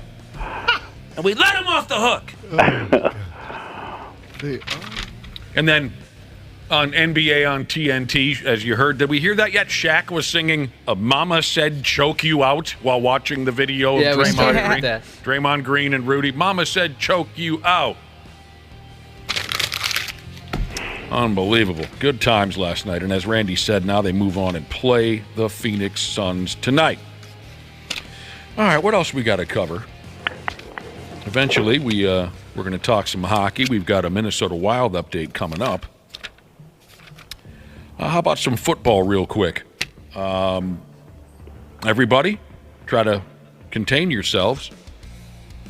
We've got an official name and everything for our new Arena Football League that's coming to town. Oh. Huh? This is exciting. It's the Arena Football League, Randy and Brad. We used to have Ricky one of Foggy's those. coaching, right? Ricky Foggy is the head coach. Yes. Of our new Arena Football League team, the Minnesota Myth. Yeah, the Myth. I hate those names. I hate the singular names. I'll always have a stick up my ass about that. That's why I can't get around Minnesota Wild or the Miami Heat or the Orlando Magic. What else? The Oklahoma City Thunder. You could go on and on. Tampa Bay Lightning, Colorado Avalanche. I hate that the singular, that doesn't work for me with the team name. It is odd. But we are the Minnesota Myth Arena Football League. And former Golden Gopher quarterback Ricky Foggy was named head coach. I have such great memories of watching Ricky Foggy play. Oh, gosh, yeah. Oh, my God. Yep. And he was a member of an Arena Football League team we had here in town in the mid-'90s, the Minnesota Fighting Pike. I think, Josh, didn't you and I go to a game together? We did. We used to have those guys in a few times. The Fighting Pike. I remember going to one of those games. Yeah, I did too. All right, so there you go. I'd give you the other Not names. just the Pike, the Fighting Pike. Yeah. That's right. They'll mess you up. I'll give you. I could give you the names of the other teams in the Arena Football League, but you just laugh. They're just terrible. They're terrible. I mean, how many times has this league been created, recreated? It's just, I think this is maybe the third time around they've tried to fire this up. Yeah. Does Iowa still have the Barnstormers? Yeah, I was just about to say that's the only nickname I know.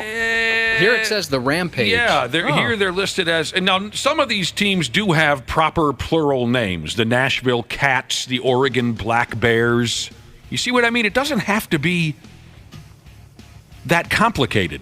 The Wichita Regulators. Ooh, that sounds cool. I like the way that sounds. The Rapid City Marshals. My God, the crowds they're going to have in Rapid City for the Marshals games. Biggest show in town. But here are the stupid singular names. The Philadelphia Soul. Doesn't that dickhead John Bon Jovi still have something to do with that?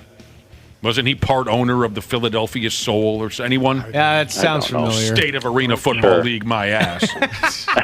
The Louisiana Voodoo. I just don't know why people settle with stupid teams. That's just so stupid. The voodoo that you do so well. Wait a minute. Is that twice in a week someone has quoted Salt and Pepper and it was is. two different people? Yeah. Yep. Once was you, and then once was That I Brad. just did. God, Brad Ryder over there quoting Salt and Pepper. What a pimp. How about this from the NFL? Detroit Lions receiver Jameson Williams was spotted by somebody or another. Maybe this is on video. I don't know. Detroit Lions receiver Jameson Williams was spotted putting a glop of Oreo McFlurry on his McDonald's double cheeseburger, and now some Lions fans are calling for him to be traded. I'd try that. Yeah, that sounds kind of good. Yeah, whenever I get ice cream from McDonald's, I'll dip like everything in it. Chicken nuggets especially, yum. I've heard people do that before. It's very good. I always hear about fries and Frosties at Wendy's. Oh, yeah. Well, Lions fans are not pleased. He went to McDonald's. He ordered a McDouble cheeseburger, an Oreo McFlurry. Then he removed the top bun from the burger and put some of his McFlurry on top of it. And then he had the nerve, to post this on Instagram. And, yeah, Lions fans, they want him to go. They want Dan Campbell to make a move as soon as possible. That is pretty funny. They want him out. They're calling this a food-related. It's a food-related offense that they can't stand for. Trade him now. Trade me right effing now. Is what Denny Lemieux said into the phone. And then Reg Dunlop advised him to hang up. And then the phone rang, and he said, hello? He was very excited. He thought he was already traded, but instead it was someone looking to speak to Reg on the phone. Speaking of the Detroit Lions, whackbag Lions head coach Dan Campbell. He makes some ballsy calls in his club's ball games, going for it here, going for it there. He's kind of known for that, right? I like it, too. Yeah. There was a big 4th and 2 in the Lions win over the Chargers on Sunday that had folks on the edge of their seats. So Campbell said on a radio show that you might want to go ahead and wear a diaper if you're watching a Lions game because he's going to do scary things. Here's what I would say because I tell my family this: just wear a diaper before some of these games, and I'll give them an alert, say, put them on and be ready to roll. What a dork. I love Put him. them on and be ready to roll. He's a hell of a... is this legitimate now? Bill Belichick is officially going to leave the New England Patriots after this season? I have not seen that. I saw something last night where they came to a mutual agreement. There was a report that this would be it. Wow. Bill Belichick leaving New England after this season already has a new team picked out. I didn't get a chance to get involved in this. Let's see if it's the Vikings. He already has a new team picked up? Yes, I'm just scrolling the story to see if it's the Vikings, and it is. It is the Minnesota Vikings. No, it's not. Bill Belichick has. Get out of here, O'Connor. Let's speculate. Who could the new? Is it in the team article, be? Josh? Am I missing it? No, it didn't say. It didn't say. Yeah, it looks like ESPN analyst Dan Orlovsky. What about him? Said that he's heard that he knows what team he's going to. Oh, yeah, it's got to be the Vikings. No. The Athletic posted about it as well. Yeah, I haven't seen a team. Do we don't know the team? No. Ooh. We don't know the team. But supposedly he's got one picked out. I'll speculate. Nick says it's the Vikings. It's the Vikings. Okay. Maybe the Giants. Ooh. No, it's I don't not think the Giants. I don't think he'd do that. The Vikings could use a coach that knows what the hell he's doing. So I'd say he's coming over here. I'm gonna guess the Panthers. Yeah. Or the Cardinals. I got a second one. How about the Chargers? No one's ever. I've never even heard of any of these teams. There's only one answer to this question. Chargers have talent. I could see them going out there and latching onto that. I wonder if it is the Panthers, though. They're talking about getting rid of Frank Reich already. Yeah, and I mean, he has Bryce Young that he could kind of train as a quarterback to be his own, you know. Who's that? The Panthers. The Panthers? They're dog manure. Yeah. Watch your mouth, I was about dude. to say that, too. Like Dion says, bull junk. That's bull junk. That's bull junk right there. We get some more football we can get back to a little bit later. Just got a text message. From a listener that says he knows a realtor in town, Bill Belichick, looking at property on Lake Minnetonka. Get out of here. Wow. He just bought a jet ski and a fishing rod. Probably a long drive to Egan. Yeah, it would be. Right. He's working from home. He's that good. I suppose. Yeah, he's been in the league long enough. Just a Zoom call. Yeah. If you're looking for, something or another from the Pigs here, well, they're not going to be playing a game until Saturday. They're off all week. They've probably already landed in friggin' Sweden. Big, stubborn Swedes, I'll tell you. You know they always get my blood boiling, right, Josh? You hate them. Friggin' Swedes. They're playing in this global series that all NHL fans from coast to coast have been dying to see, this global series. This is cute. They tweeted some photos of the boys on the airplane, and they were eating Swedish fish, the candy. Those are so good. I love those. Yeah, those are delicious. I saw that tweet and I immediately wanted to go buy some. Hard to put down the Swedish fish. Yup, dangerous. I don't know what it is about the Russian kid was on the plane. There was some folks in town here were wetting their pants that maybe he wasn't going to play in the Global Series. But Can't miss the Global Series. Once in a lifetime. Exactly. He's been dreaming about this his whole life. Just a little kid in Russia dreaming of the Global Series in Sweden. Were they afraid that Russia was going to come get him, or what? What do you mean? What? Was that why he wasn't going to go play? I don't understand. Well, what? he's injured. Oh, okay. Yeah, he missed practice on Monday, Brad Ryder, so some folks thought, oh, God, the Russian kid's not going to make it. I thought it was one of those deportations. They come grab him. Yeah. I got to give Dana all the credit in the world on this bit of information for our wild update. You know, the head coach, Evison, the spray tan man. Dana searched on Google, and there are a number of different spray tan chains in Sweden. Nice work. So he can duck in, and then he combs his hair up all nice before the game starts. They got some Swedes on the roster. I guess Jonas Brodin is going to show the boys around. They play 10 a.m. Saturday morning against the Ottawa Senators. That'll be the first game of this little global series. And they could use something good to happen on that club. They could use something good. I mean, what was it? How many nights ago was it? A Sunday night, Ryan Suter walks. He comes into town, scores 8 goals. Beats him 8-3. By himself. And now, speaking of the Russian kid, this is something right here. Kirill Kaprizov. He says he bathes in blood extracted from deer antlers. What? Friggin' Russians, man. I don't trust a single one of them. He says he bathes in the blood of extracted deer antlers. That would take a very long time to collect. Bro Bible had the story, Randy Shaver. Apparently, Kaprizov talked about this gross bloodbath ritual in a recent interview with a Russian news outlet.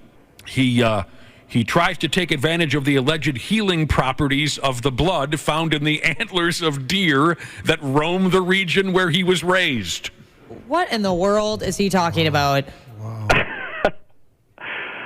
He said, That's freaky, man. Yeah, it's kind of creepy. When Ashley says it's freaky, then you know it's freaky. And she's got a blood thing, too. Yeah, especially if it has to deal with blood. Dude, I just can't get over how long that would take to fill a bathtub. Well, maybe this will help you out when I get a little further down the line. But Kaprizov said he's been doing this for a long time. It's better for your health. You feel better. Your immunity is better. He says, I don't know if this is all true, but I believe in it. Now, CNN took a closer look at this, I guess, 4 or 5 years ago. I've never heard of it before, but apparently CNN had heard about it 3 or 4 years ago, so they looked at it. You saw off the antlers of, in this case, a Siberian red deer. Wow. During the winter. And then you put the blood, you mix the blood with antler broth, and then you bathe in it. And it's supposed to reduce aging and boost your overall strength. So is he getting this stuff shipped over from Hell if I know. Hell if I know. I have no further specifics on it. Of course, the animal rights activists are ready to kick his ass. Yeah, I bet. And there is no concrete evidence to prove that these... Yeah. That's just... This is the freakiest thing I've read in a long time. The deer aren't necessarily harmed. They regrow the antlers. But still, animal rights folks don't like that kind of a thing. Isn't that something? Sure. That's you so didn't weird. you didn't expect to have that conversation this morning. No. I don't know what people are doing anymore. I just don't know. Minnesota Wild Update brought to you by Luther Kia of Bloomington. Bathing in blood. Some big news just came across ESPN.com. Deshaun Watson is out for the season. All done. Cleveland quarterback. Okay, so who's the backup? Needs shoulder surgery. I think it's Bernie Kosar. Oh, God. Really? Wow. I thought it was Brian Sipes. Let me tell you something right now. If I turned on the television Sunday and Bernie Kosar was starting for the Browns, the sight of him, I would probably cry like a child. That's one of my all-time favorite football players. I have his jersey. I would be cheering. Or was it Kosar or Vinny Testaverde that had the great run against the Vikings? I think it was Testaverde. That was Vinny Testaverde. Yeah. They say run, run, run. Slower than the second coming of Christ. Oh, my God. How did Vinny Testaverde run like 50 yards for a touchdown? A friend of mine bought me a Bernie Kosar jersey a few months ago. I'll wear it when we go to Turtle Lake, Wisconsin, I promise. I've heard that before. I got the Kosar jersey. It's beautiful. Well, okay, so Deshaun Watson... out. Backups are P.J. Walker and Dorian Thompson-Robinson. I was reading... Walker was one of those USFL guys, wasn't he? I have no idea. Yeah. I think he is. I followed the was USFL. Was he a St. Louis, Battlehawk? I don't think he was. Oh. Wasn't Josh Dobbs on the team? He was, yeah. Kevin Seifert at ESPN just pointed that out. Josh Dobbs is on what team? He was in Cleveland, then traded to Arizona, then traded to the Vikings. Mike Glennon better keep close to his phone today. I would like to see him back on the field, too. But here's the thing. Here's what I'm wondering about. Deshaun Watson hasn't been good at all this year, has he? He has not, no. Well, so then the Browns... You think they'll be okay with this? How much money did the Browns spend? Think about all the money and the draft picks and everything the Browns did to bring him in, all the crap they went through to bring him in. What a bust. Just a bust. That was a massive gong show, yeah. Kevin Stefanski. P.J. Walker was the first quarterback that was taken from the XFL when it first started. Okay. So back in 2020. Okay. Is there a prominent name? Who would be, or maybe not even just a quarterback? They're actually a good football team, too. Their defense is phenomenal. Oh, yeah, they beat the Ravens. 6-3. They beat Baltimore, which is not easy to do. All right, so they'll be going with a backup. And, Josh, you were wondering if there's an available guy out there? Or is there, like, who's the most well-known football player who came out of the XFL? Not necessarily just a quarterback. Is there a name that comes to mind? Came out of the XFL? I don't know. You know, that then had a prominent career in the NFL? Couldn't tell you. I can tell you some old school USFL guys that Herschel Walker, Jim Kelly, Reggie White, guys like that, Anthony Carter. Right.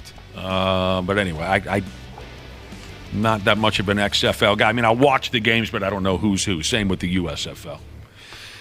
All right, PJ Walker. We'll get a look at him.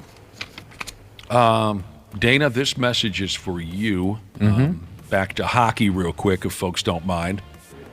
And this may be inaccurate at this point, but I received the information this morning. Alexander Ovechkin of the Washington Capitals is currently 69 goals away from passing Wayne Gretzky. He has a career plus 69 and has 69 games left in this regular season. That's all just so nice. Dana just passed out. Yeah. That's too nice. He should just retire now. Yeah, leave it at that. Not to darken the mood, but someone involved in the Adam Johnson hockey tragedy has been arrested. Did they name... Yeah. They have not. I haven't seen it. Who else could it be? But Right. Right, of course, but I was just curious if they had named anybody. They have not. I think you can find that pretty easy if you do an internet search. Yeah. What, the name of the other kid that was involved? Yeah. Yeah, I have it in front of me. I just I didn't know if he was the one who was named. Most likely. Most likely, of course. You know, obviously we've heard all types of opinions on this. The opinion that I held in the highest regard was that of the players on the ice that night. And I read multiple quotes from players that said, hey, as awful as it all was, it was an accident. And they were supporting the other kid involved just as much as they were supporting the family of the victim. When the players spoke up, I took that seriously. But here we go. We'll see where this goes. It's such a bizarre, story in the first place, my God. But it's such a bizarre play that took place that led to this kid's death. Right. The play that killed Johnson, I have to say that the first few times I watched the video, it appeared to be an accident to me. But I've watched it a few more times, and now I'm not so sure. The good news is, it ain't up to me. Yeah. Well, just curious what the players said the reason was for him lifting his skate that high then. Was he off balance? You're asking me what the players said about that? Yeah, the ones who are defending I didn't hear any of them get into details. Okay. They just said they were there, they saw it happen, and it was an accident. That was their opinion. All right, back to football. I think I promised you I had more football stuff. Oh, yeah, the Bills filled their offensive filled isn't a word. The Bills fired their offensive coordinator. They did. After that loss to Denver. Can't fire Josh Allen, so you got to fire the coordinator. Right. And then this song and dance again. Fans, ha, ha, ha, very funny, are blaming Josh Allen's girlfriend. Ha, ha, ha, very funny. Josh Allen has brought back the Madden curse. You hear this stuff year after year. I saw that, too. But they fired their offensive coordinator. Ken Dorsey. Why does that name sound so familiar? He was a former player. Well, yeah, I know, but he was a quarterback at University of Miami. Yeah. Right. Oh, right. Okay, but I remember that he was a quarterback, but here we were just talking about the Browns. Did Ken Dorsey play for the Browns? He had a cup of coffee in the NFL. I don't know what team, though. Sounds familiar. Almost every NFL quarterback in the history of the game has at least spent an hour as a Cleveland Brown. I remember him playing at Miami, though, in college. Yeah, that's the guy. That's the guy. All right. I don't want to leave anything out. I've got so much fun stuff going on. Yeah, I'm going to skip that one. It's Jim Harbaugh. I don't want to get into it. Oh, God. What about Chad Johnson? What about him? His quote about what made him so special on the field. I have no idea what that is. Yeah, I sent you the story. It looked like you read it. You didn't read it? You have to go ahead. Maybe I did, and I've lost it because of all of the pressure and the high paycheck that I receive. I don't. It's the same thing that helps Randy Shaver's performance, Viagra. It's enhanced with the increase in blood flow to improve performance horizontally, depending on how you do it. I don't know what you do at home, but if you take a half a pill and take it before a game with a little bit of Red Bull, it increases the blood flow. I'm out there going crazy on a half of Viagra and a little bit of Red Bull, and people are like, damn, I can't stop Ocho for nothing. And then you know how I am. I'm talking the whole game. So the increase in blood flow, it has me moving times 10 than what I would regularly be moving without it. I'd rather do that than the deer blood, given a choice. Yes. So, I'm sorry, he talks so fast. So he said he would take Viagra, but I did see the story, Josh. I just forgot about it. He would take Viagra before ball games, and it would help. Red Bull. With half of Viagra and Red Bull, and he thinks that's what made him so special on the field. Okay. And we were just talking about this with Dinkus. Yep. Randolph McGurney. I think it's Andrew DePaul. Andrew DePaul. And he said that was he has seen that in the locker room at least when he was in college. Yeah. Okay. All right. Playing with a heart on. That'd make you think twice about tackling the guy. Right? True. Different kind of stiff arm. A stiff baby's arm. I just don't want that damn thing going off.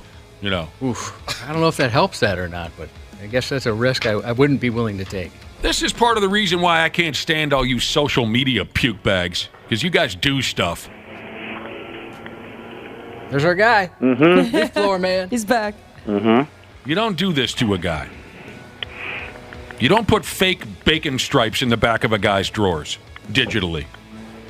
Yeah, not cool. You guys got to see these pictures. It's terrible what you social media people do. So the other day, a Spanish soccer player by the name of Adria Pedrosa is giving a post-interview match in front of his locker. And on one of the hooks in his locker, he's got a pair of tighty-whities hanging there. Sure. And folks seem to think these were the pair of drawers he was wearing out on the ball field, right, when he was playing his game of soccer. This is after the game he's being interviewed. So there the video is live on television, internet, wherever it showed up. It's a pair of tighty-whities. But then the social media scumbags, they get out their little tricks. What do they do? What do you call it, Josh, in the business? Photoshop? Photoshop, Yeah. Sure. They get out their little Photoshop tricks, and then they put this picture back on the internet, and they Photoshopped a big stinking bacon stripe in the back of this guy's drawers that were hanging on the hook at his locker. It looked legit, though, didn't it? Yeah, they did a great job. And then the internet picks on this poor Adria Pedrosa guy, up and down. You're gross. You pooped your pants during the game. How can you have those hanging on the hook? And it never happened. It was they're pranking the guy. I'm sorry, I can't hear you. You're making room for the leaf blower guy? He's out here blowing all the leaves that he blew on Monday because it was windy yesterday. Oh, yeah, they all came They back. all came back, yep. Do we have this picture up on the internet, this crooked photo of this guy's drawers that were not stained with feces? They weren't? Yep. If it was legit, I'd wonder if it was on purpose. You know, the guy's just messing around. But, yeah, unfortunately for him, somebody was messing with him.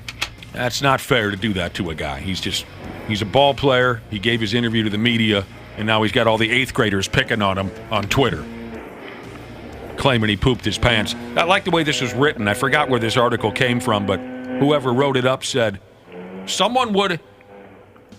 this seemed suspicious from the start. It was too glaring. Someone would have had to notice before they went on camera. There's no way the person conducting the interview would be willing to stand within 6 feet of what was essentially a stomach virus being served to him on a platter. Awful announcing. Awfulannouncing.com. It's a good website if you guys don't look at it. I do like that one. It's a good website if you don't look at it? If you don't already look at it. Oh, I see. I thought you were making a joke about the quality of the website. No, I would never do that. Check it every day. You would never, ever do that. I've got a poop stain story for you if you want to hear it. I think I'm good. Jesus, Thank you, good though. too. Well, it's 2 no votes. How many yes votes? I'll go for it. Sure, I'd go for it. What about you, Cubby? I always love a good poop story. Years ago at St. Cloud State. Like he just rolled right That's into a it. good start. That's how a lot of poop stories start. Yeah. Oh, I knew that I had That's the how positive. 90% of poop stories start. I had the majority vote, if you believe the results of the election, that is, of course. When we were at St. Cloud State, we were getting a lot of trouble. Everyone's going to jail for fights. And one night, me and another guy said, here's the deal. We're not going anywhere tonight. We're not going to the bars. All we do is fight. We're going to sit right here. We got a couple of kegs in the fridge. We're not inviting anyone over, just the 10, 12, regular morons in our circle of friends. It's just us dudes. We're just going to sit and drink these kegs. And by the way, we ordered a stripper. And we did. We called up the local boom boom room and or whatever the situation. They sent us a lady, and by damn did she put on a hell of a show. Great show. That's great. Stripping up and down with the lap dances and the this and that. She's using my brother's room as a dressing room. She had multiple outfit changes, Josh, like when you went to see Cher. Oh, yeah. Yeah. She did. So quick. She's a quick changer, too. She had multiple outfit. She came out once. She was, a fire woman, and then the next time she came out, she was a lady referee, whatever, a nurse, multiple. And she was using my brother's room as her changing room.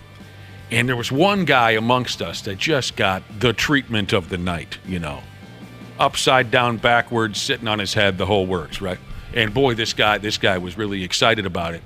And even after she left, he's like, I gotta go see her wherever she works, and we gotta do this again. And then my brother went into his bedroom and said, hey, Donnie, you might want to think about that. And Donnie said, well, what do you mean? She was so gorgeous, and she did this and that. Well, she had left a pair of drawers in my brother's bedroom from when she was changing in there, and there was a big stripe in the back. Girls. I've seen that myself. That'll stick with you. Then the guy got pink eye. No, but he did. We gave them to the guy, and it was very funny when here's your dream girl's underwears, and there was a big damn, and then he did the right thing, though. He pinned them up on the wall of his bedroom. Dana, you've got a St. Cloud poop story. I do. Oh, yeah. I saw a guy who was, what do you call it? St. Patrick's Day. It was a beautiful day. We're drinking in the yard, middle of the day, bright sunny afternoon, like a Friday. All of a sudden, a van pulls up in the alley. And the guy just gets out of the van, looks at us, pulls his drawers down, takes a dump right there in the alley, and then just gets back in and drives away. Oh, my God. What is his story? Yeah. he looked like he enjoyed himself. Like that was his plan. Find a group of people, take a dump in front of them, get back in his van, and drive away. So did he eye you up while he was doing it? Yeah, Yes. did he lock eyes with you? Oh, yeah, no, yeah. Because we thought, is this a guy coming to the during kegger? it, too? Yeah, he sat there and just looked right at us. In the world. That's probably the only number 2 related achievement that I have yet to. What's the word I'm looking for? Your bucket list? Thank you. Yes, yet to accomplish.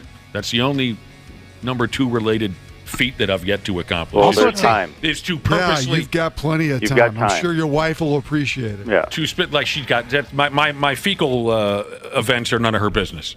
Dana, what city was it where you pooped in a backpack? That was Minneapolis. Okay, yeah, that wasn't right here in St. Minneapolis. No, yeah. Yeah, I've taken from a guy who's had his problems over the years, Dana. Sometimes you just got to do what you got to do. He probably didn't want to be in that situation. I'll chip in $50 if you do that at the fair next year. Just right in the middle of the grandstand. Just drop. You want to see a stack of turds at the fair, just go to the Care 11 barn.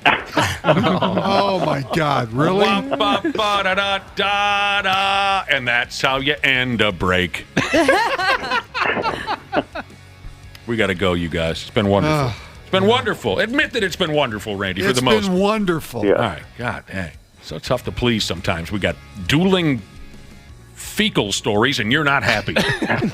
What more can we do, Randy? Tough guy, please. All right, we'll talk to you soon. Okay. See ya.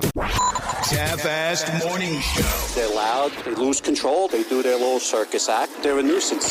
93X. Did you know that Standard Heating has over 700 years of combined experience in the heating business? Now that's a lot of brain power. Hi, Corey here. As the call center manager at Standard, I'm proud to be able to work for a company that provides top solutions and experiences for our customers. Ashley, tell us more. Take advantage of Standard Heating and Air Conditioning's HVAC Black Friday specials and save up to $1,500 on a furnace and AC combo or $1,000 on a new boiler. Check out the hottest deals in town all through November at standardheating.com. For decades, Rolling Stone has set the bar for entertainment publications. Today, Rolling Stone Music Now takes over in podcast form. We have Michael Azerrad, who was Nirvana's very first biographer. I'm not sure how many people realize how many of the best songs on In Utero were written way beforehand. To be fair to Kurt, he was also a new father. There was a lot of stuff distracting him. It wasn't just drugs, although that was certainly a major factor. Rolling Stone Music Now, wherever you listen.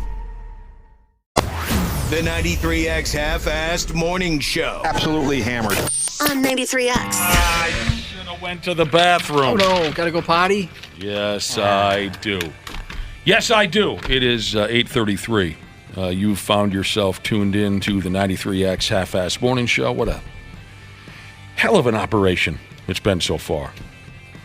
A hell of an operation. You know, earlier we got on the subject of the very first Boobs any of us ever witnessed on a television or movie screen.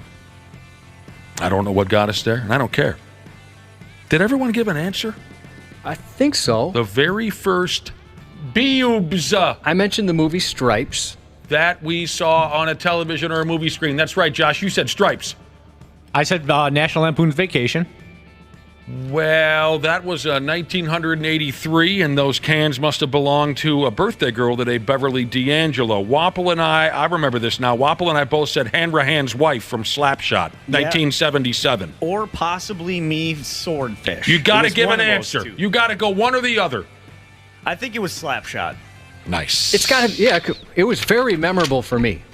I didn't think I was ever going to see a pair of boobs. And then I saw some on television. Have you seen any since?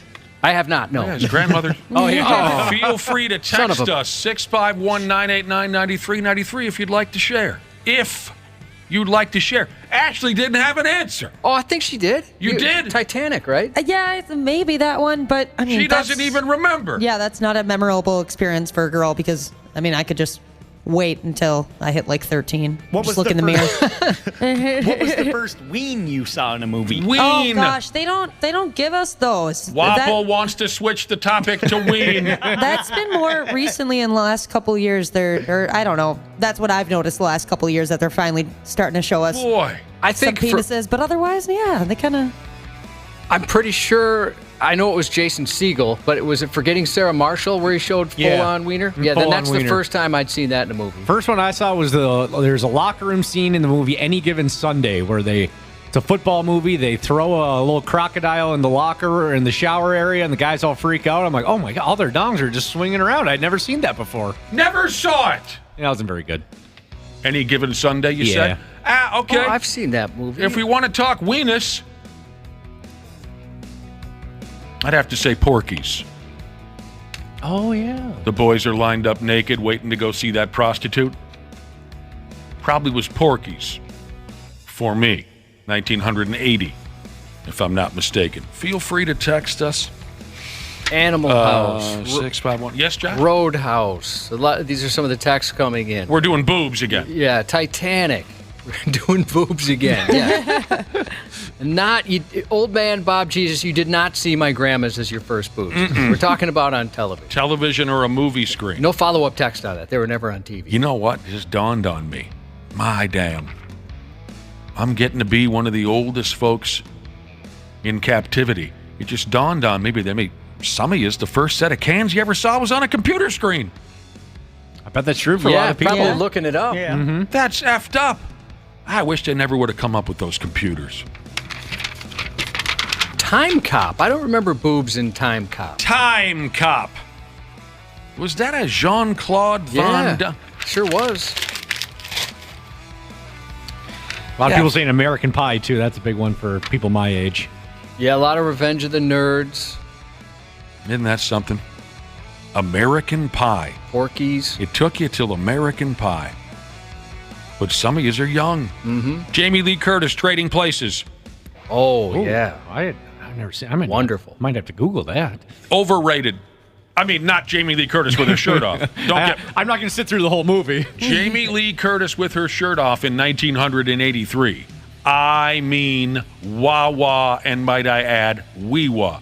But Trading Places, Eddie Murphy and Dan Aykroyd, it just isn't nearly as funny as we made it out to be when we were fifth graders. I agree. I loved it when I saw it, the first time I saw it, and then I've watched it as an adult, and not quite the same. Purple Rain, what was her name again? Apollonia?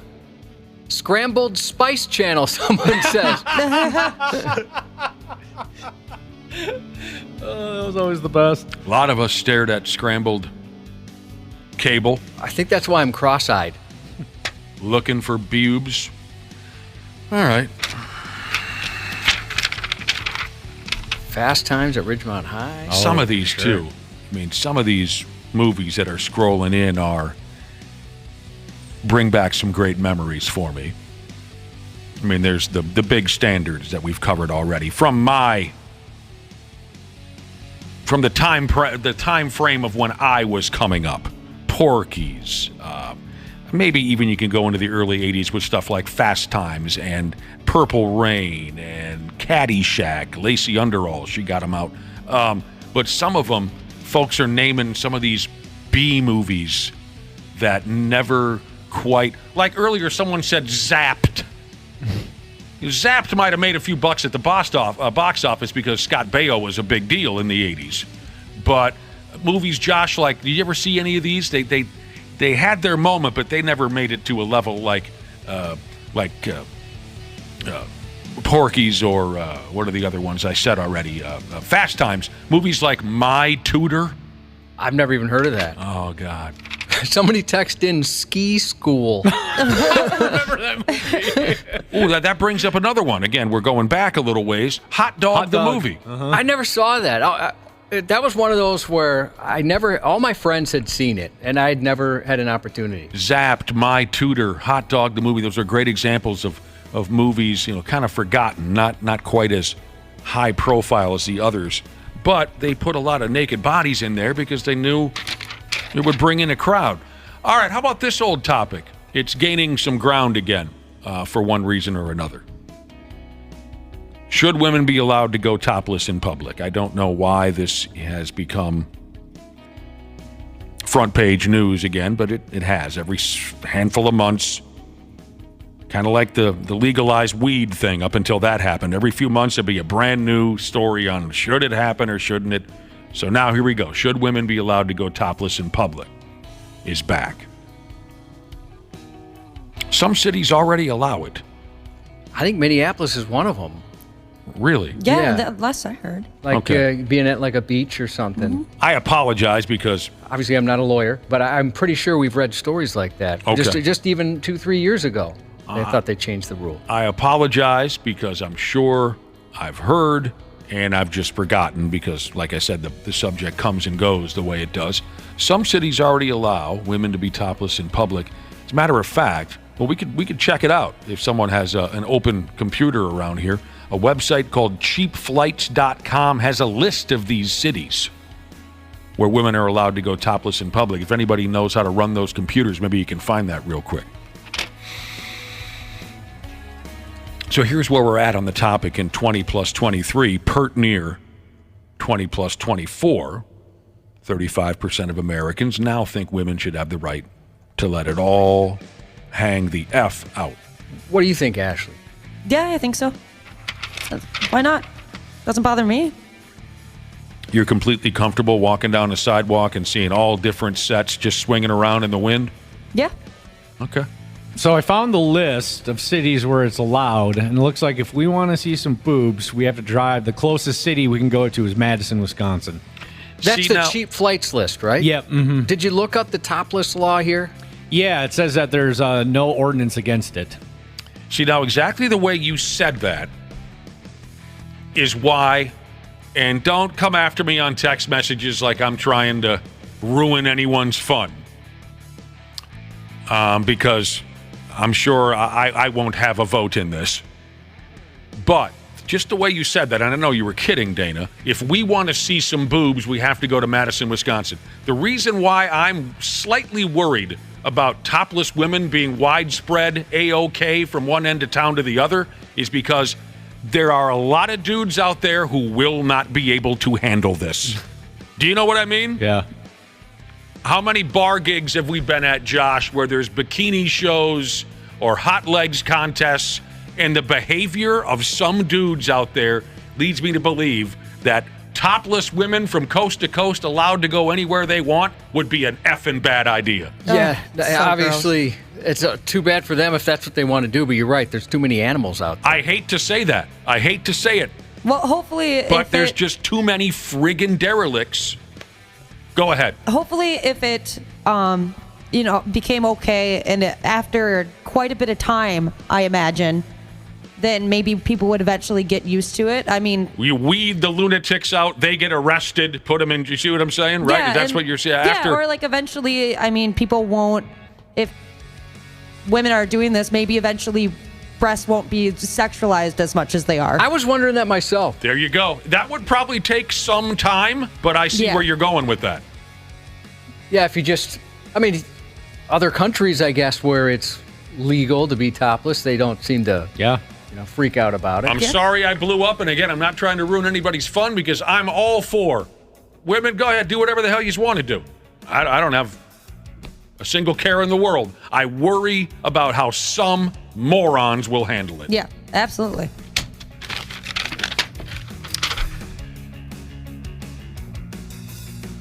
Well, so the stats on this, should women be allowed to go topless in public? The stats are not surprising to anyone who's over the age of 7. Men are much more in favor of this than women. Almost half of guys say, go ahead. But not as many women.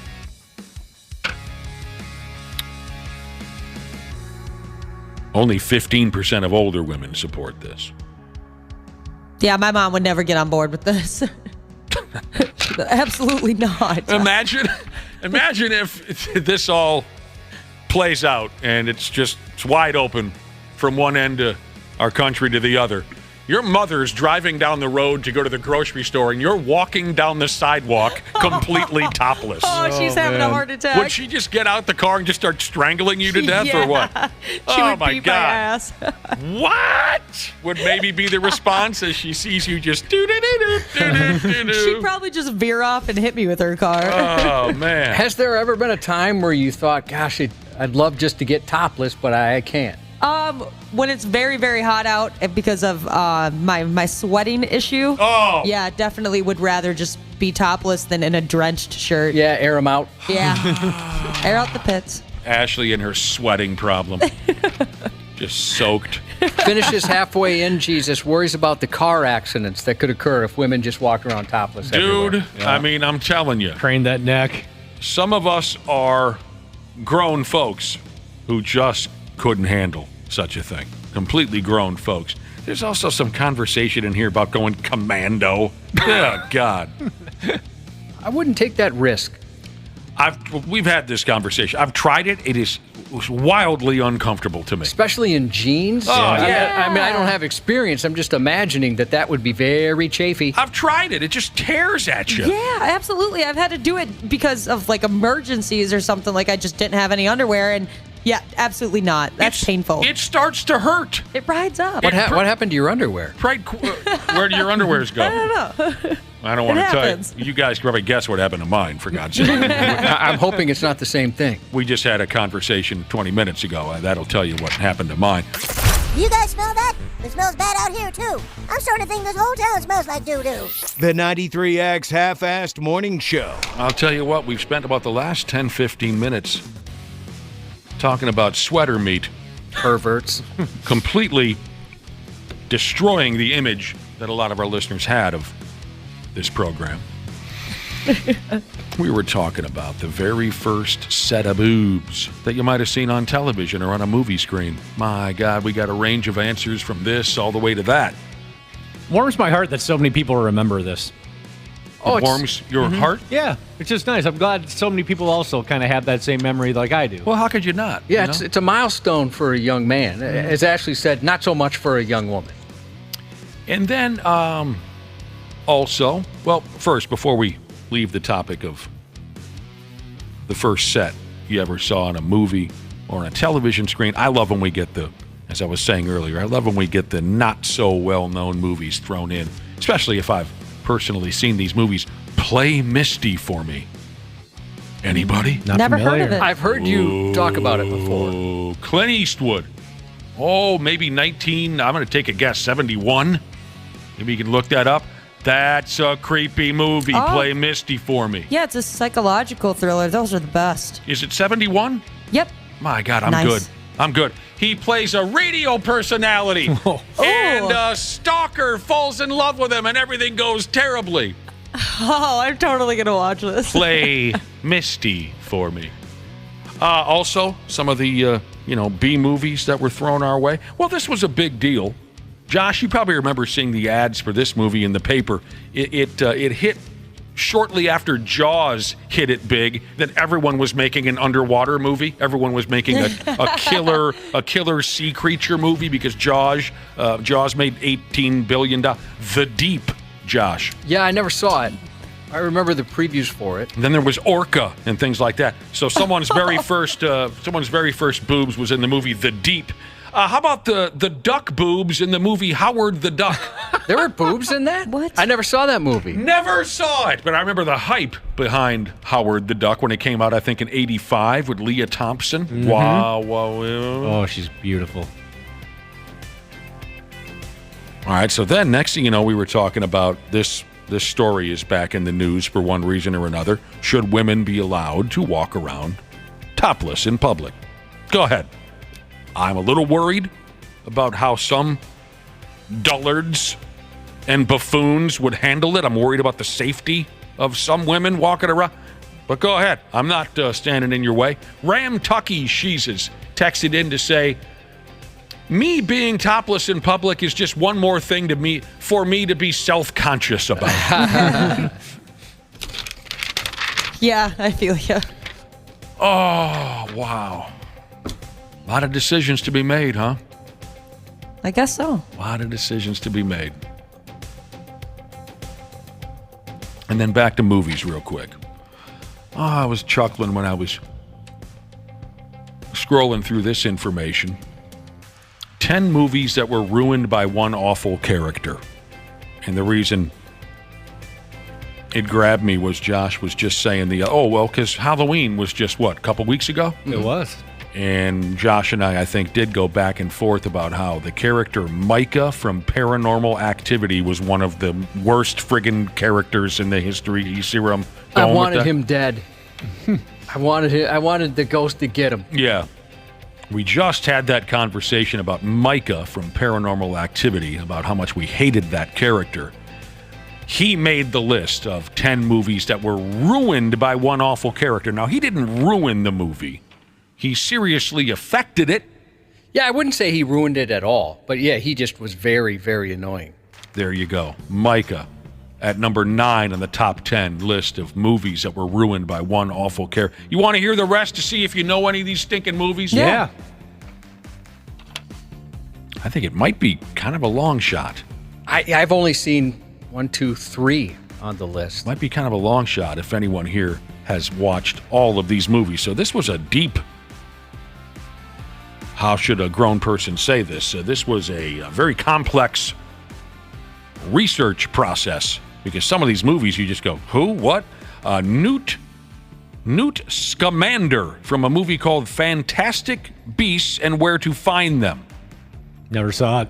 Next up, Micah from Paranormal Activity. Next up, a character named Mason from a movie called Boyhood. Haven't even heard of that. Never heard of it. Oh, Boyhood. That's that movie that was filmed over the course of like 7 or 8 years. Oh my gosh! Because why? it's about the kid that is growing up. So they film a chunk of it. They wait for the year for the kid to age. Then they'd film some more.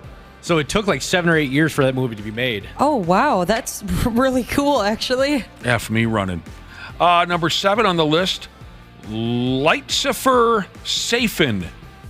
Played by Rami Malek, whatever his name is, the guy that played Freddie Mercury.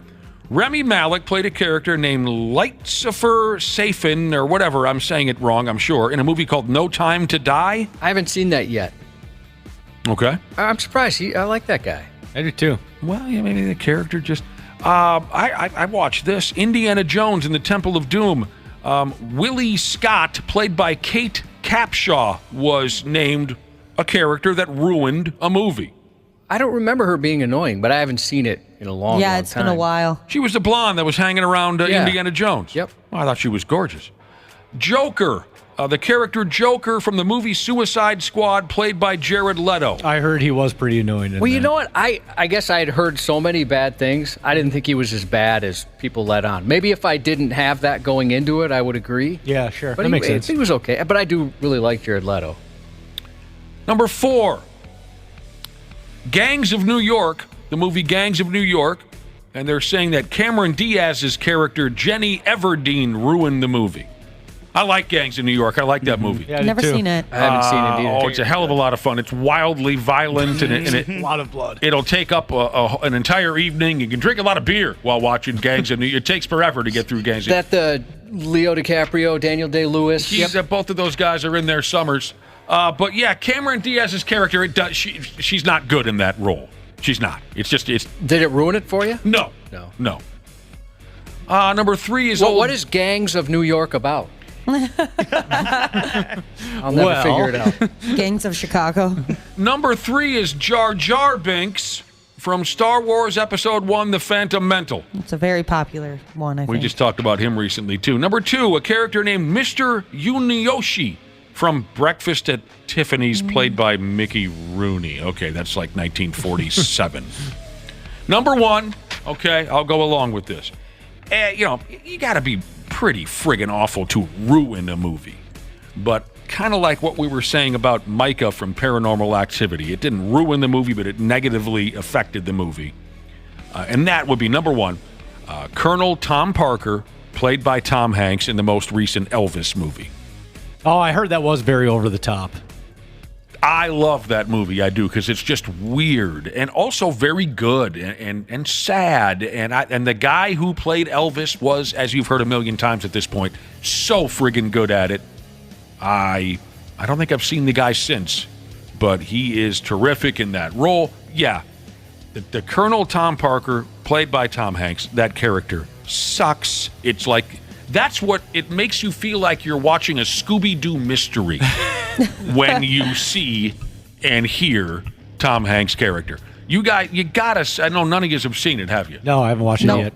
You'll really like it, I think. It's got some great stuff. What the hell was the name of the kid's name who played Elvis? He was Austin something? Austin 316, I think. Nailed it. Yeah, you're right. Austin Butler. He's Austin great. Butler, there you go. He's great. He comes out and he whoops ass. All right, we got to pull the plug. What do we got going on? Happy anniversary to Poopy Pants Jesus from Farty Britches Jesus. The 93X Half-Assed Morning Show. 93. The 93X Half-Assed Morning Show podcast is sponsored by Standard Heating and Air Conditioning. New episodes drop each weekday. If your podcast platform has ratings, go ahead and give us 5 stars and maybe give our enemies 1. Thanks, and here's a word from our sponsor. Take advantage of Standard Heating and Air Conditioning's HVAC Black Friday specials and save up to $1,500 on a furnace and AC combo or $1,000 on a new boiler. Check out the hottest deals in town all through November at standardheating.com.